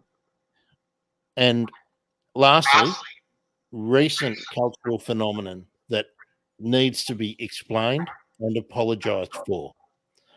I understand that Steph Curry is a genius on the basketball court, but he owes the world a massive apology for holy moly and that idiot co-host of that show. So there we go. What do you feel better? I've been having to vent to an American about Holy Moly for a long time. Have you ever watched it, Shay? Not really. I've seen it, but like a split second, but I have not no. In the American version, and that, I mean, we don't have idiot sportcasters here. We had to have that Ron, what's his name? Dibble or Diggle or Ron something come down and teach an former Olympic runner how to comment on a joke. But was Greg Norman a feature of the series in the US? I don't know. I didn't watch. I didn't see. But I know Greg Norman. I idolized him growing up because my uncle was a pro-am in golf, and I wore the shark, and he was the man. So he was actually my first flavor of Australia. Okay, that's a fun fact. Let me shatter your illusions, or perhaps dent them. Now, my whole experience of Holy Moly has been through ads interrupting watching the AFLW. Pretty much, Channel 7 went mental on them here. But you know who Hugh Hefner is, right?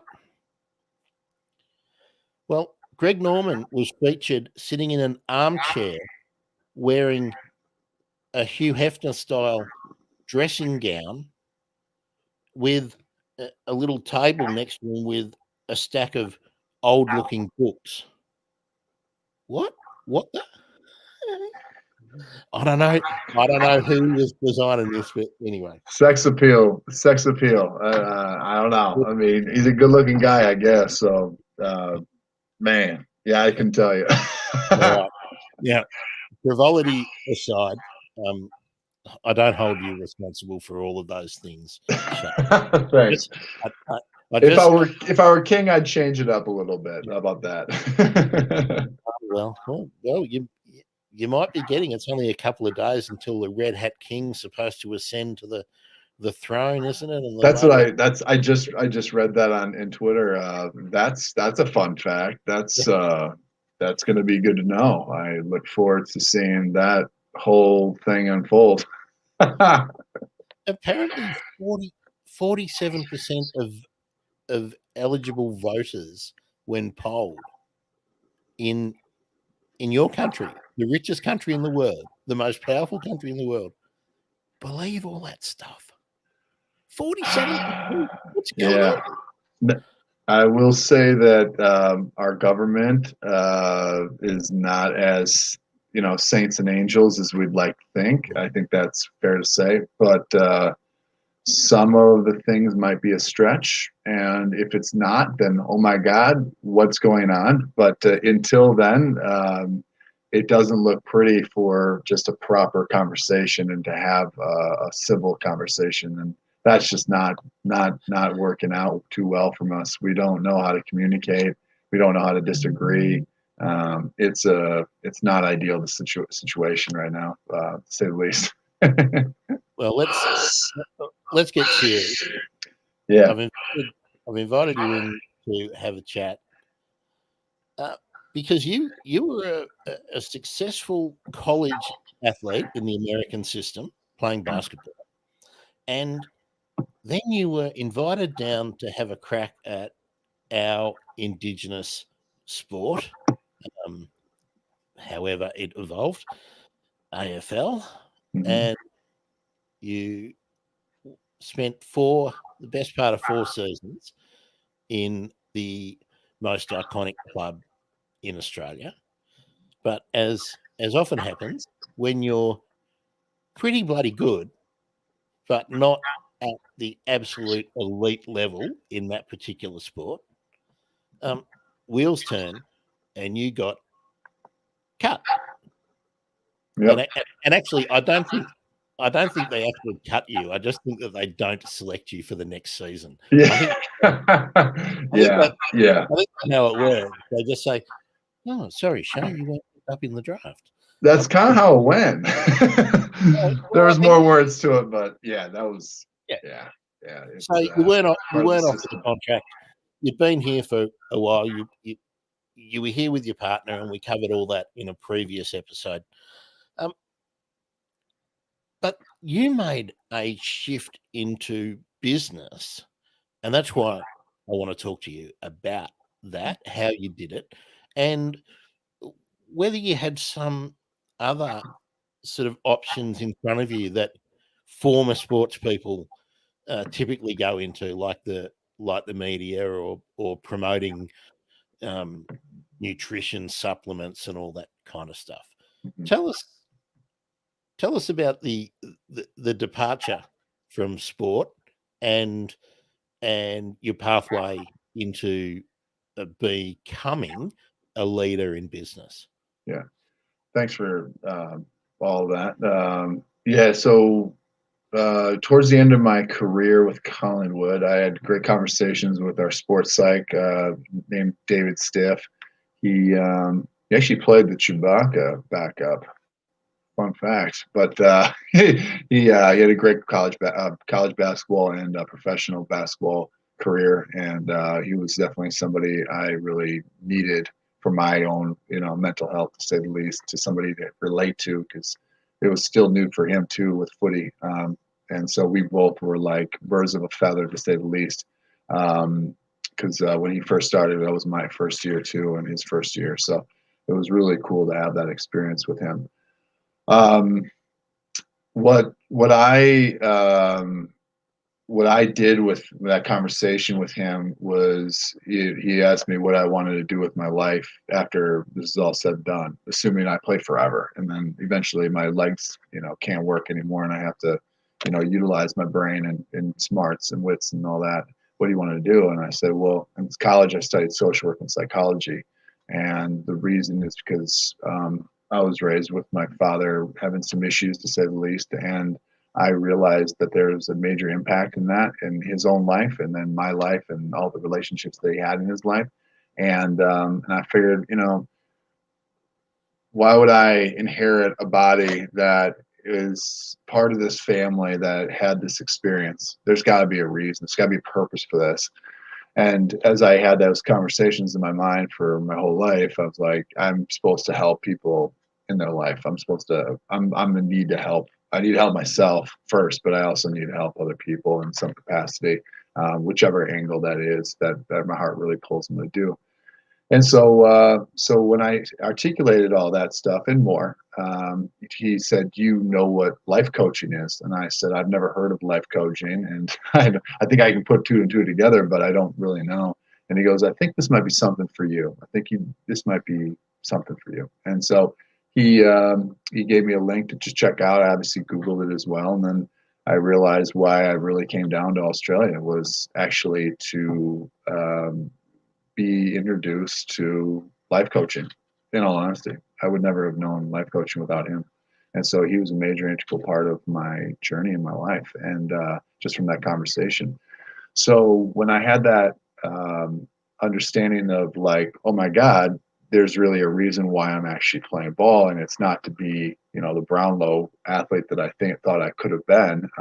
It was actually to serve people and to make a difference in people's lives on a different level than just superficial. Hey, here's a picture, here's an autograph, whatever. And so I had shed some tears, and I was like, this is my path. I'm supposed to do this. And so when it was time for me to retire properly, I still could have played. I probably could still play if I kept care of myself. I probably could have still played, obviously barring injury and all that. But like I'm very blessed with a body that was very athletic and very able, to say the least. And when I got cut from Collingwood, I tried the trial with Hawthorn, and it didn't work out. They went with somebody younger, and then I didn't get cut. I didn't get picked up from them, and then I had offer from Port Melbourne, and they wanted me be part of my citizenship would have been there, or excuse me, on my path to having a citizenship and a dual residency would have been there if I continued on, which is part of the idea too. Is I was thinking, in the future, I'm gonna have a kid, and I would love to have my kid have two opportunities in both countries, depending on what feels right or what feels best for him to have those opportunities. So that was another reason why I played footy, was because this is a cool country. It's English speaking versus where I played in Munich in Germany. So all these decisions kind of just like formed the perfect storm for me to go, I need to go to Australia. I need to try this footy. And then when I found out about footy, when I found about, life coaching, I took that on, and then it really pulled my heart. And then when I was cut from the top league, I was like, dude, I know I can play, and I probably could get back to the AFL the following year, but do I really want to do that? And my heart of hearts was like, you egotistically could do that. You can make that happen. But it was more from the standpoint of, is this really what your heart wants? And my heart was already like, it was over it. I was over it. I was over all of it. My ego wasn't, because my ego was hurt and pissed off and hungry still, and it was all that. But my heart was just like, you know what? It's over. You did what you did. It's fine. You needed to experience what you did, and it's time to move on. So when I did that, that was the beginning of me looking at business and looking at leveraging my history for the advantage of helping people, and obviously making a business out of it. Very kind of you to say that we speak English down here in Australia. That's a whole other thing. We could talk about that. It's not lollies. It's candy. I know lots of people around the world would beg to differ. Once you get the hang of the accent, it's pretty cool. It was definitely challenging. No, I'm not joking. I really was like, what? Or the terms were different. I just, the lollies is just a joke, but there was other terms that I had no idea what that definition was. So I had to like properly Google it and go, oh, okay. And then play accordingly. But yeah, it had its moments. I was like, I don't think I understand. Shay, sometimes in my podcasts and interviews, I'm a little bit self-indulgent, and I'm hoping that at another time you and I can explore something you mentioned, which was having a father with problems, a problematic father who I'm guessing is probably not an ideal role model for a child, because I think we might share that situation, and it's too big a subject to get into now. But standing invitation, once we get rolling and we're done with with a bit of business. Let's take that up together and see how far we can push each other and our personal boundaries. And our growth. I'd be fine with that. I would just leave with this: is that I'm blessed to have had the experiences that I had. During the time, it was traumatic, and I could relive that trauma and put me in a very low state. But at least my father was the one to say, "I do as I say, not as I do," and I'll leave it at that. So he was a great man. He still is. It just, he, like me, like everyone, has their moments. He obviously had more moments than the average, and he means well.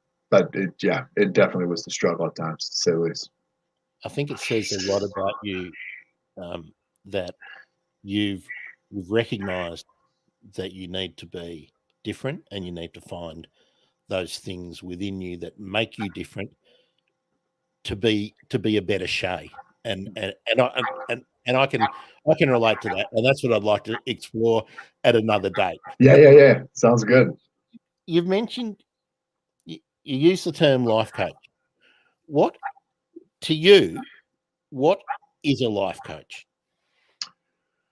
Well, the way I articulate it to when I work with youth in particular, like as an example, in my business, I work with coaches, I work with entrepreneurs, I work with parents, I work with just anybody that's an adult, but I also work with the youth. So one of my sectors is youth, and when I articulate to the youth, I try to make it as elementary as possible so that it's very easy for them to comprehend what the heck a life coach is. So the best example that I can give, and the most easy way, is that I'm essentially your corner man. I'm the individual who is going to, be behind closed doors. No one's going to know about. It's all confidential. I'm the individual that's going to help support you. I'm going to hold you accountable. I'm going to encourage you. I'm going to light a fire up your new, to get you going. I'm also going to strategize. I'm going to help you come up with a game plan and mastermind some things. I'm going to help you make sense of things. So there's a lot that a coach does and can do, along with just the natural, like getting you in a proper headspace and healing some traumas and insecurities and regrets and resentments so that you can feel unbreakable, so that when that pressure comes on again, or that memory of that experience, you're not as fragile as you used to be. And that's what I'm so proud to have experienced, everything that I did with Collingwood in particular, because it wasn't it wasn't easy, and I experienced my own nonsense that was what I articulated on my Twitter feed, that this is what I thought could be better and people need to be better, and this happened and all that. But I experienced my own nonsense because I was American, or because of just me being the first American and skipping everybody in Australia, and I had my own moments. It's not to the same severity as what Heredier and Leon and Andrew experienced, but I experienced my own. So I'm glad that I experienced it. I'm glad that I struggled. I'm glad I took on a sport where I didn't know anything. I'm glad I experienced all that. So what I do is I use the same approach to train people to see every experience as an opportunity for them to learn and develop and grow from, so that they can use it to their advantage. And as you said, make it be their own unique light. Because at the end of the day, we're all a unique perspective, and we all have our own unique skill sets. And it's up to us to create that opportunity to be of value, not only to yourself, but to other people in your service to the world, in whatever avenue that may be. So that would be what I would articulate. So I hope that made sense. But yeah, it's basically a corner man, just no one needs to know about me. Just let's figure it out and let's go after it. So when you arrived back in the US, and in the great city of Milwaukee, that tropical paradise. Hey, the summers are good. The summers are good. Some people will know Milwaukee for some of the sporting teams and whatnot, but for me, Laverne and Shirley. What about Fonzie? Hey, I'm wearing a shirt. Yeah. No, just the opening sequence for Laverne and Shirley is classic. But look, Yeah. enough frivolity. Uh, when you went back, did you have to do any further study to place you in a situation where you were where you're confident to be advising others? Because uh, start life experience is one thing, and I've always been very skeptical of people who call themselves coaches, Yeah. and look, I'm a grumpy old man compared to you. You're just a young duck. Yeah. Yeah. Um, Yeah. but the is did you come up against the when you wanted to pursue the idea of coaching? Did you come up against any prejudices Yeah. that Yeah. say that say you're a young fella? What have you done? Yeah, yeah, absolutely. And then I think about why I chose to be a pro athlete or why I chose and specifically to play a different sport. And it was maybe for the moment of saying I'm a life coach, or I coach in performance and mindset coaching. Like, but what do you know? Like, we're all life coaches because we're all managing ourselves. So what do you know that I don't? So that is legit pressure, and people give me, crap for it. But then you just go into one if you don't know anything as far as the specifics of how to be a life coach, because there's a method to it that I follow sometimes, and other times I'm more teaching. But everyone's got their own unique way of coaching as far as being a life coach. But I had to do 2 years of schooling online, and then I had to do basically like internships of like at least 100+ hours of coaching. So I had to get certified. So it was essentially like a master's, if you would.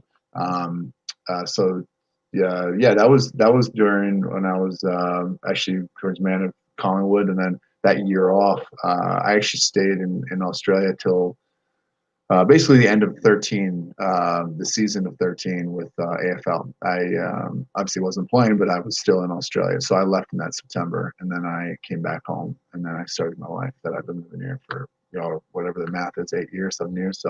Um, so when I started going into it, I had to learn what life coaching was, how to actually properly coach, besides just giving advice or just being, an ear for somebody to vent out all their nonsense. It's like, I don't want to hear that either. So you have to come up with ways. But the way I saw it was I'm very creative, and I'm very much an entrepreneur spirit of like, how do I combine all these different things of experiences and knowledge and wisdom, along with connecting the dots, because everything is one, everything matches. It's just that we've segregated all these different formulas and systems. And it's like, there's got to be a better unit to bring it all together. And honestly, that's what I've been working on. And I'm actually creating a lot of new products and books and everything that's going to be about everything that is completely my own authentic, ways of bringing it all together. So it's a system so that anybody that doesn't know if it's a life coach or therapist or whatever you want to say, mentor or whatever, just goes, man, this system really helped me break down my life. This system really helped me acknowledge what I'm missing in my life or things that I need to do differently.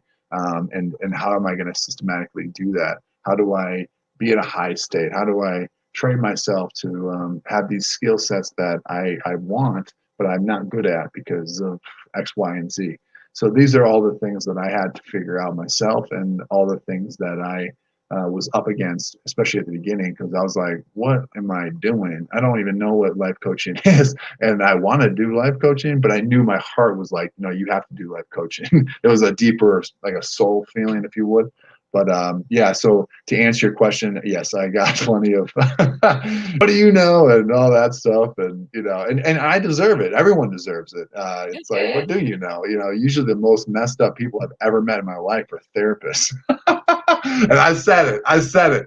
They are whacked out sometimes. Oh my gosh, the amount of stories I could tell you. But the idea is like, usually people that do things in their life, they are doing it for themselves too. They're doing it for reasons for them to get healed or to get better in, or whatever the case, or feel that authority or whatever the case is. So make no mistake, I did this because I was fascinated why I was so confident and I created the life that I wanted to live. And of course I fell short to what I felt I could have earned and all that. And of course I quit prematurely and all that, but I own that. But I'm saying, why was it so easy for me to be courageous? Why was it so easy for me to be the trailblazer and do something that no one's ever seen or done before? Like, why did I have such a strong conviction and confidence in me? Like, what is that? And I just was like, I don't even know, but I know I have it differently than a lot of other people. So what is it? And so I kind of engineered essentially what that meant and how that is, and then I figured out my weaknesses and my fragilities that I needed to heal up in my life, professionally, personally, interpersonally with relationships, because I knew that I needed to do some work because I was not perfect, to say the least, but through that humility and through that grace, I got to work, and I've definitely developed myself into being I think a solid human being compared to the last time somebody saw me in Australia. Let's just say that. So, but even then, I thought I was on the right path. But I'm levels much better because of the work that I've done on myself. And I thought, hey, this could work for athletes. This could work for anybody that wants to be successful. You know, there's a lot of things that need to be done. Students need to be taught this stuff. They don't need to just learn math. You know, they need to learn how to operate themselves and understand relationships and how to be successful in their preparation and performance. These are things that need to be trained and skilled in a skill set manner, opposed to just do this, do that, don't do this, don't do that. It's like, that's not going to help. You know, like, you think I want to be not confident? You think I want to feel insecure? Like, what are you talking about? Like, so all that old school, like, just don't do this and don't do this and, you know, do this. I don't get, you know, like, all that's just played out. And now it's becoming irrelevant. And that old school approach is just, it's dying, and it's good because people are aware of their traumas. They're aware of the issues. They're aware of unfair treatments that they've given themselves or they've experienced with their mom or dad. As an example of what shaped them and took them on a different path, and it just led them to something that they're not really too happy about, or the people around them are not too happy about. And so if we're really humble, we can admit, like, oh, in that moment, I went off the path of being loved. I went to more of a fearful path. It's like, oh, what happened? Well, this happened. Okay, well, you know, we can go back to that path and heal it, and then it'll get you immediately back on the right path. And that's what I do now. I just train people to heal fast, really fast, and then get them to be, you know, as successful as they possibly can in their buildup of skill development of whatever that is, and then obviously handling the pressure of performance, and then handling the pressure of the result. And that's very confronting, to say the least. So it's not for everybody, but there's levels to get there. But the idea is that you have to start at level one and just try to admit the truth that you need some form of help or you need to be better, and then you just evolve, and then it snowballs very fast. And so I hope that makes sense. But it's a lot. It's a lot. We're very complicated human beings. We all have different things and many stories, and we're affected in so many different ways. But the big thing is, if you know it, then you have the opportunity to play it better. So that's what I love teaching and training. You certainly do. Shay, if somebody is wanting to benefit from your experience and your approach and your technique, they're going to find you at your website. What's your focus? Who are you trying to attract into your orbit?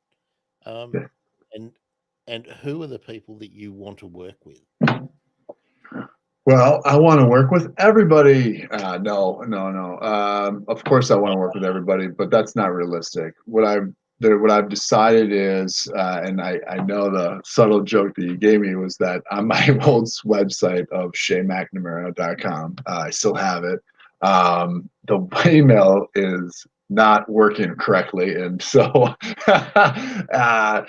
Grant gave me an email and it still hasn't come in. It's been 2 days. So I have to talk to my technician, of my website designer, everything, to figure out what's going on. But anyway, that's what I have to do after this. But what I really have decided when I first started was just kind of be general, or just work with athletes, or just, help out. But then I'm telling you, it got really unique because I was starting to get referrals because of the transformation that I was doing universally to help people feel, what I say in my marketing is help them feel unbreakable to the pressure, meaning that they fixed the internal flaws, the different things within themselves that made them fragile, to be stronger because they healed it. They took away the flaw away from it. They basically metaphorically, cut it open, took out the toxicity, they healed it up, and then they built strength around it, and then now they're naturally stronger. They can handle it more. And so when word of mouth came around in Milwaukee that like Shay's good at what he does, and it's not just for athletes, it just took a world of its own. I mean, I started working with families. I started working with women with body issues, bulimic, suicidal issues, to say the least, drug addiction, um, a lot, rape. I mean, you name it. It's like I didn't sign up for it, but I also know that if you take away the label of what actually happened to you, whether it was a rape or you choked, and like me as an example, I had some trauma from coaches as an example, like at Collingwood, and when I was in Germany, when I went to New York, I had issues with people, and other people have issues with people. And then when you take away the actual story of it and you just go into what actually is happening within you from that experience and how you responded and reacted to that person or that thing or whatever, or yourself, you start seeing some similarities and some things that are universal lessons that need to be implemented.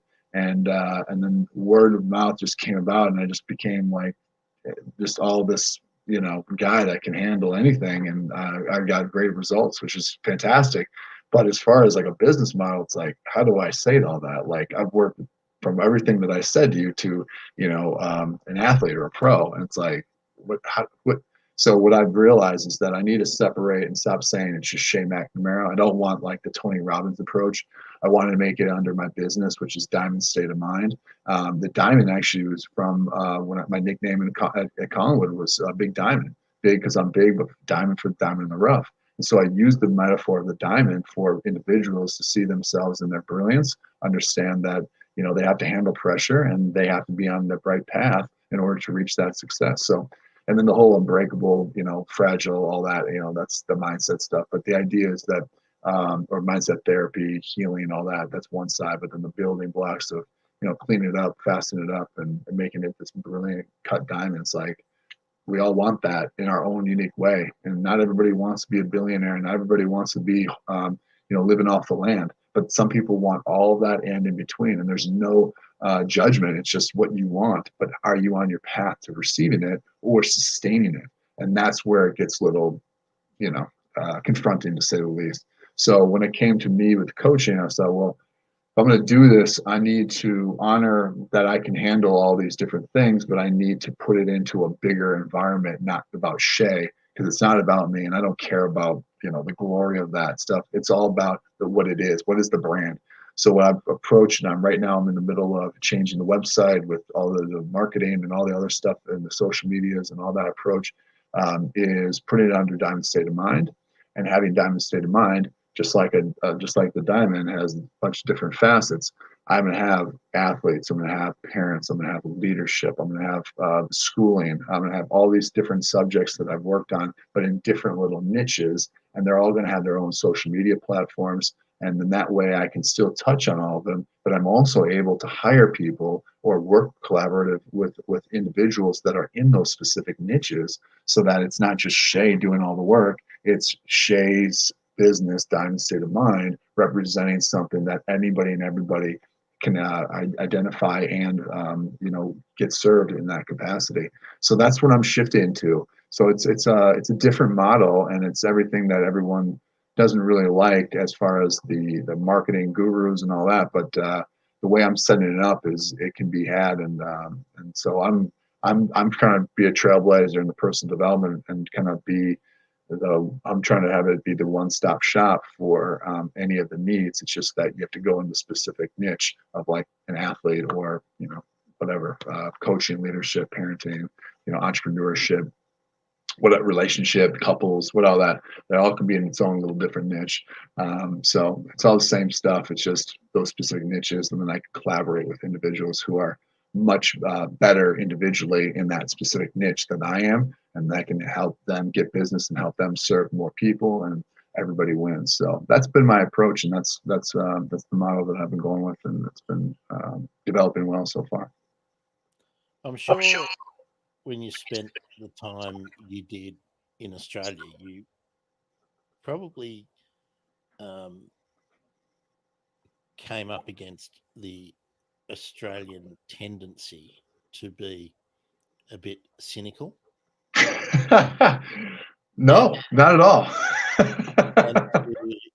and to take the piss. Yeah, I learned. and I'm pretty old school. I'm beyond 50. So I grew up in a time where you just didn't tolerate wankers, right? And look that up in Urban Directory if you haven't got a clue what a wanker is in the Australian context. In my role, and it's fairly new, I had a really significant life change that one day we'll explore, Shay, but that I was in a situation where I just had to do something new, and I decided to start podcasting and just see how it could work for businesses. And I know there's a whole lot of people out there being podcast coaches and whatnot. But I interview a lot of people and collaborate with a lot of people who have got the term coach in their LinkedIn titles, And what I think differentiates a lot of them is that there's the focus on attitude and mindset, and then there's a focus for many on systems and practicality. Now, I think you have to have a healthy mindset to achieve anything. I'm no mindset expert about it, but I think mindset is often overused because if you're not in a good headspace, you can't achieve much. You can do things, but you can't achieve a lot. That's my opinion. Mm-hmm. What I wanted to get a sense from you, Shay, is your focus on that attitude adjustment. Is that the knob that you use most, where you're adjusting your participant or your client's attitude and how they see themselves in the world? Or do you analyze parts of their life, maybe their business systems and things like that, and do you focus more on the practical? Or do you do it all? I do it all. So the easiest way I can describe it is like when I was starting to study what life coaching is and develop myself to the best asset that I could be for another human being, is I started learning about Nikola Tesla, and he has a famous quote that's saying, if you want to know the term, if you want to know the secrets of the universe, you have to think in terms of frequency, energy, vibration, and energy. And I was thinking, well, how does that relate to a human being? And then I found out about the term of be, do, have. Have you heard of that term yet? Be, do, have? I've heard.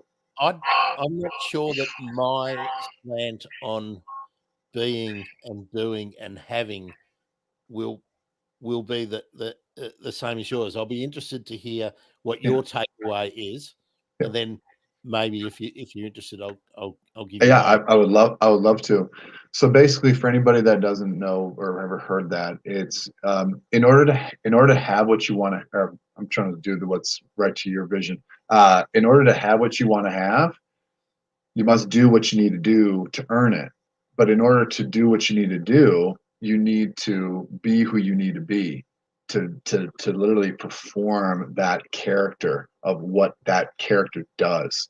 So that character does a specific thing, and then that character earns whatever that character is worthy of. Meaning, we all want to be like Mike, right? Well, start shooting basketball and you're like, man, I suck. Well, you could be trying your best and being a basketball player and embodying what all the characteristics are of being an athlete and being, the best that you could possibly be, but you still suck, and that's okay because you just started. And one of the biggest things that I do is try to have it as much as, I know it potentially could be perceived as very, in the air and fluffy and all that, eccentric stuff. I get that, but there's a duality in life. There's a masculine, there's a feminine, and there's an analytical, and there's a creative. And so what I try to do my best is I try to tick each of the boxes. So analytically, I'm having individuals evaluate their systems of how they're developing in their ability. And then on the creative, the personal perspective of the subjective nature of their definitions and their beliefs is to get into that creativity of going, what's your relationship when you're talking about business? Do you feel like you're a person of authority? And then if you don't think that you're a person of authority, why is it? Is it because you're so conditional because you're the bottom of the totem pole because you're not making much money or you're just starting off? Well, that's conditional. What I try to train people is to be unconditional. You have to understand what the conditions are. You need to understand what your value and your worth is, and you cannot deny that. You should not be delusional. But the idea and the trick is to be of the frequency, be of the person, the being of the highest frequency of what that ideal person that you want or you fantasize about, like be like Mike. Well, what would it be like Mike? What would it be if you were to be like Mike? Truly, you'd feel powerful, you'd feel strong, you'd feel dominant, you'd be professional. Well, if you saw the documentary, he wasn't the most professional. He drank and smoked. I'm like, oh my God, this is not good for these kids. They can't be seeing that. Like, that's not good. Like, so I think about him and I go, yes, you were the best. You were the best, the top tier of all time in the top tier of your league. I get that. And I honor you. Good job. But of your full potential, how short were you from your full potential? And if Jordan, as an example, didn't smoke or drink during the season, I would gamble my whole life that he would have been a better performer. He would have earned more, but he didn't because it was good enough because he did his thing. Now, did he work out? Did he train? Yes, he did. But do we know scientifically through evidence, not my subjective Shea McNamara perspective, but through objective truth, scientifically, does alcohol and smoking affect your body? Yes or no? We all know the answer. So technically, objectively, Jordan underachieved. He underdeveloped and he underperformed. So that idea of having somebody understand in their development of their character, of who they are being, that is that's a frequency setter. That sets the tone for you to be able to perform that standard of doing. And then that standard of being, that being and that doing will create what you have in the sense of what you have achieved. And obviously we inherit specific things. I've inherited a body that was very tall and somewhat athletic. I get that. I know other people don't have legs, they don't have arms or whatever the case is. I honor that. And that's what we have to honor, is that we're not born in the same specimen. We're not the same person. We don't have the same wits. We don't have the same brain. We don't have the same personality. We don't. That's before we get into our own subjective path that we want to take. So when you take all that factor in and you analyze all of that, you then start honoring yourself a little bit more and you give yourself the credit that you deserve, opposed to always beating yourself up and saying, I suck, I'm no good, I'll never be good. And you know what? You might not ever be the best, but at least you have a crack. And if it's something that you love being, then you be that guy or be that girl and you do what it takes to continue being on that path until reality tells you, snip, snip, you're out. And so That's I could talk for hours. I get that, but I hope that kind of sets the tone for everybody that's watching to go, am I being who I need to be to give myself the best chance to embody the consistency of what it takes for me to give the best standards that I'm willing to give for what I want to endure and what I want to handle and what I want to have and earn. That's the question that you and I and everyone needs to answer, and not just in business, but in every facet of their entire life. And that's when it's like, because you could have all the money, you could be the best at all you do, but you have some problem with your mom, or you have some problem with, yourself, or you have some problem with, oh, somebody, trolled me on Twitter. Like, okay, if that really bothers you, what are you doing to do differently? What are you going to do to change? Who do you need to be for that character not to be fazed by that problem? These are the things. So it's a rabbit hole, and yeah, it's to the point where I've gotten really, really good, and I help people really, really fast because I can analytically have them. You basically say what I just said is like a system, and then you just put in your answers, and you go, oh, that's not good. Oh, I need to change that. Oh, that's really good. I don't need to change that. Let's consistently be that. Okay, what do I need to change? So then you just figure out, you weed out. Hey, instead of saying I'm upset or I'm miserable or I'm depressed, it's like, what are you actually depressed in? Because that's actually why you're depressed. It's not the whole world. It's not the whole life of yours. It's the specific thing, the specific reason that you're not able to articulate and pinpoint the actual issue. And because of that, you're in a delusion thinking now everything sucks and everybody's miserable and or you hate everybody, or you're whatever the case is. You can be the opposite too. You can be delusionally happy and everything's good. Everything's good. Huh? It's like, no, it's not. It's not. It's not reality. But your perspective is beautiful, but that's not reality. And you need to be in tune with reality on top of unconditionally being in the vibration that you want. So I hope that makes sense. And I'd love to hear your opinion of what I said along with what your definition is, please. I'll do that in a second. First, we're going to break format, break the rules, just because why not? Assuming that somebody who's watching and listening wants to reach out to you, Shay, what's the preferred method of contact? It would be either through my social medias, Big Diamond at Big Diamond, BIGDYMAN on Twitter. Hit me up on that, or on Instagram is the same handle. And then my website it's good enough, but it's not really enough. You could is Diamond State of Mind, or you can hit me up directly through email at Shay, SHAE, at diamondstateofmind.com.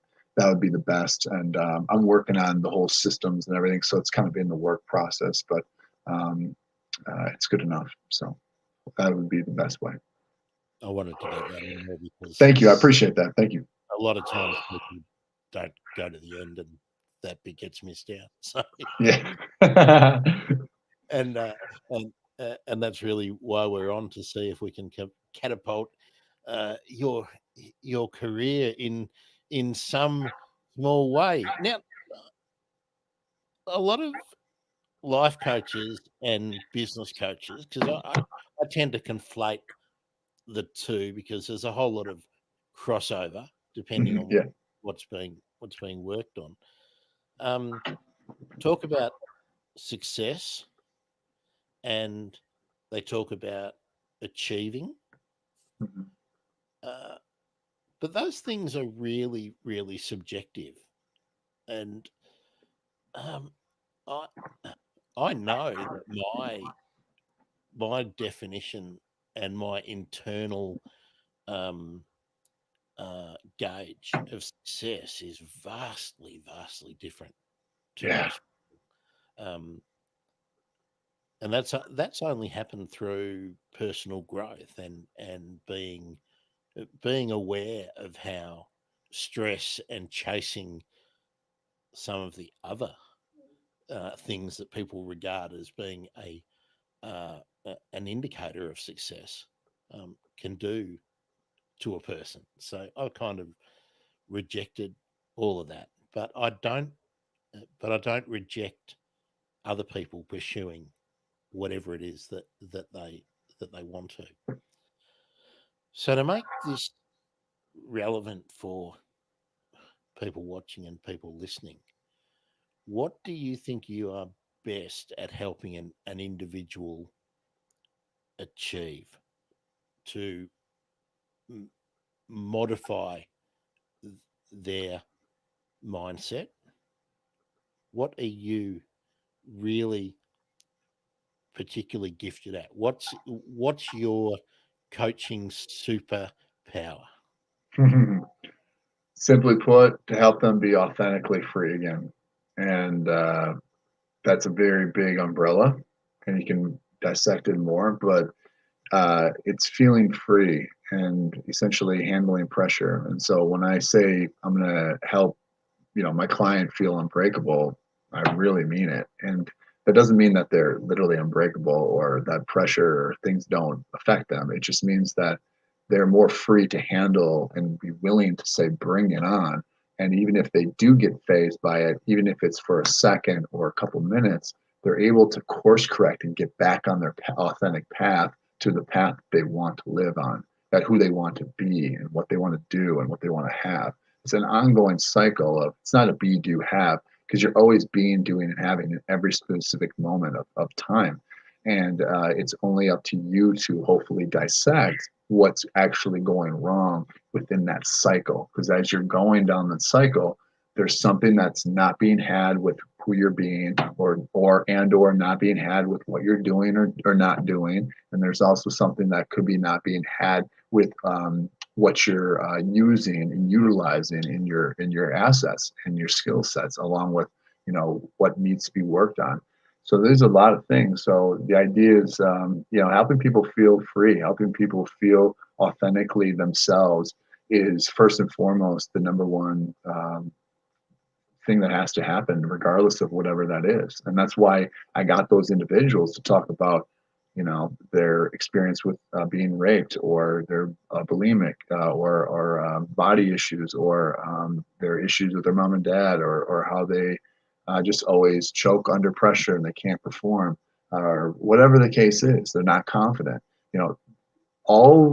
Again, if you strip away all of the actual event, all of the other stuff is all fairly the same stuff. And it's just a matter of getting somebody to be authentic and getting somebody to hopefully ideally be unconditional to their reality. And they always identify and be in the frequency of what they want, opposed to what is conditional. So as an example, with athletes in particular, this is the easiest example I can give, is that when you win, you naturally feel like you're the winner. You're awesome. You feel good. But when you lose, you naturally, logically are pissed off and sad and bummed out and I suck and blah, blah, blah, blah.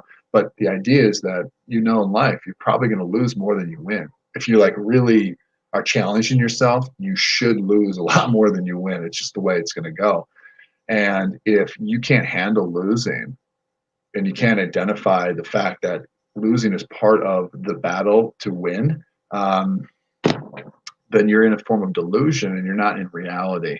And that is not ideal, to say the least. And then therefore you're not actually being authentic. You're inauthentic because you know the truth is that, but yet you're going away from it. And then you're denying your reality, denying your authentic spirit of trying to be courageous and evolve and be creative and express yourself authentically.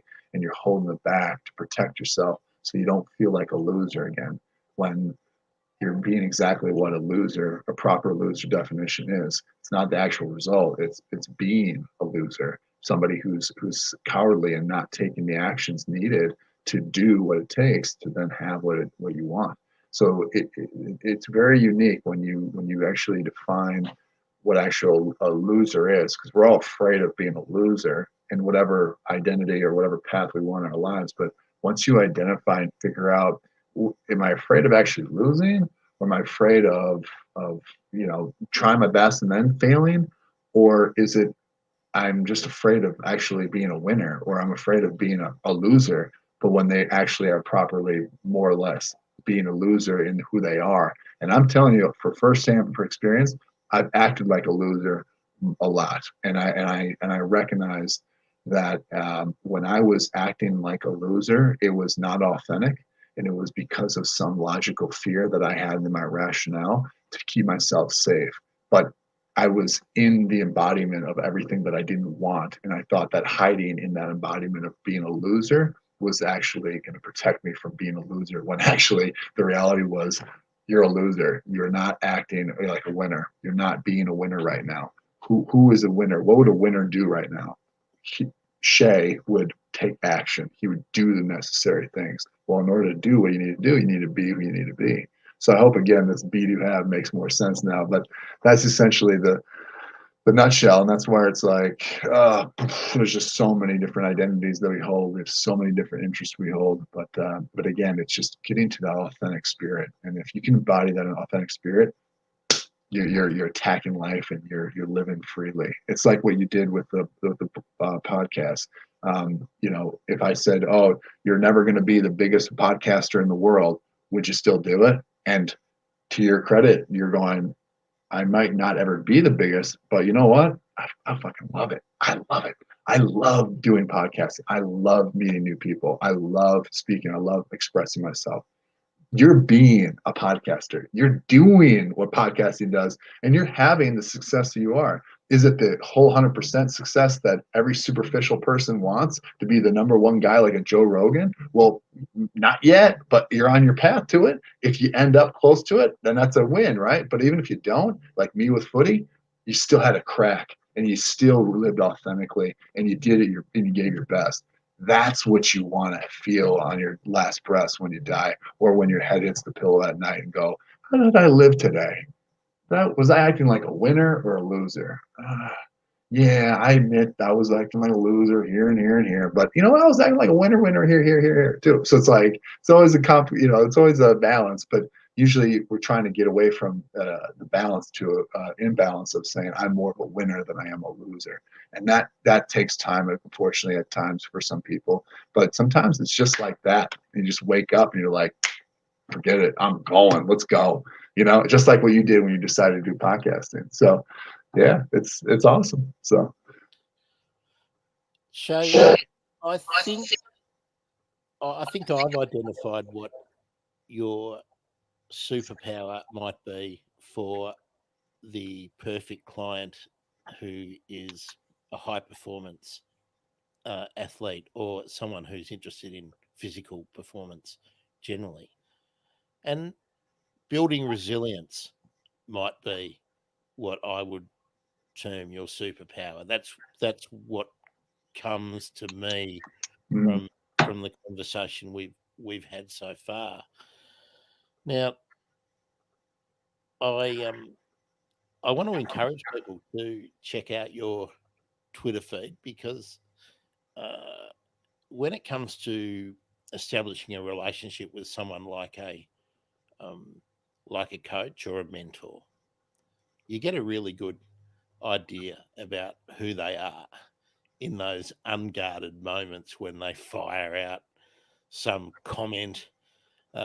I'm very, very guilty of reacting immediately on Twitter, but hey, it's who I am. Um, I'm I'm I don't mind saying to you as an American that I know you guys all think you have the best freedom in the world, but you've lived in Australia. You know that we're not being oppressed by some socialist monolithic government and some far off queen. People are trapped in their own view of the world from where they sit.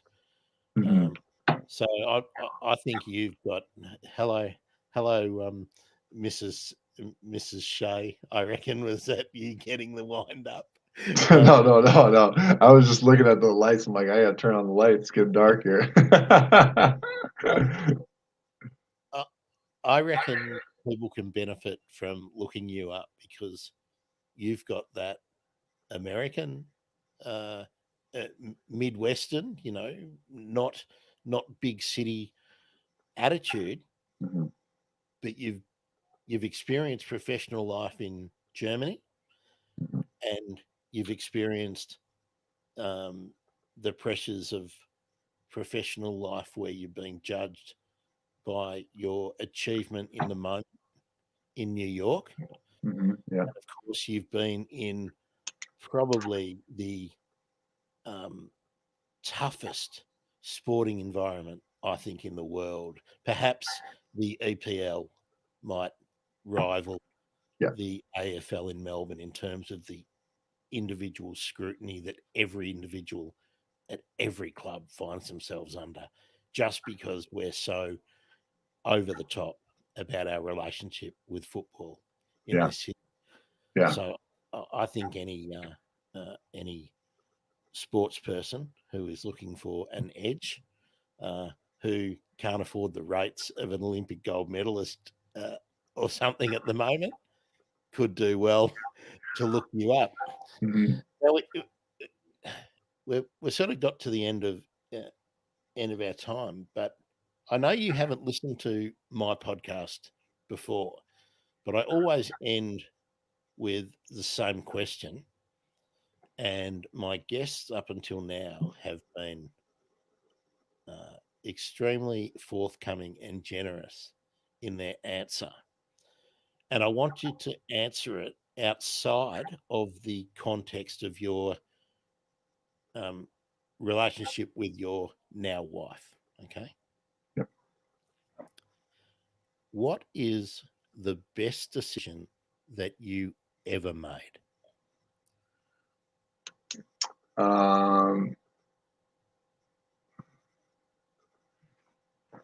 To be general, it would be always following my heart. That's general. I'm not allowing you. That's general, but I can give examples. So I want that one decision in your entire life. I don't care if it was turning left when you were 5 years old and avoiding being beaten up by some bullies in the neighborhood, or I don't care if it's something much grander. But can you point to one decision that you have made that you would nominate as being the best decision you ever made?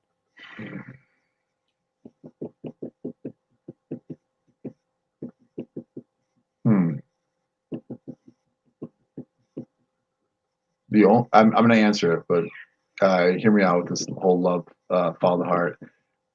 My whole life I was bred to, trained by my mom to follow my heart and be authentic and do what it takes to stay on that path. So it was like a series of a bunch of decisions to always do the right thing and to always know the consequences for actions. And so that's why I initially said that. And honestly, that's the root of every answer. Every great decision I ever made was because I knew that it was the right thing authentically to me, to Shay. That's what I mean by your heart, because your heart is your North Star. It knows what's best for you. But as far as making the best decision, yeah, man, you're killing me. You're killing me, dude.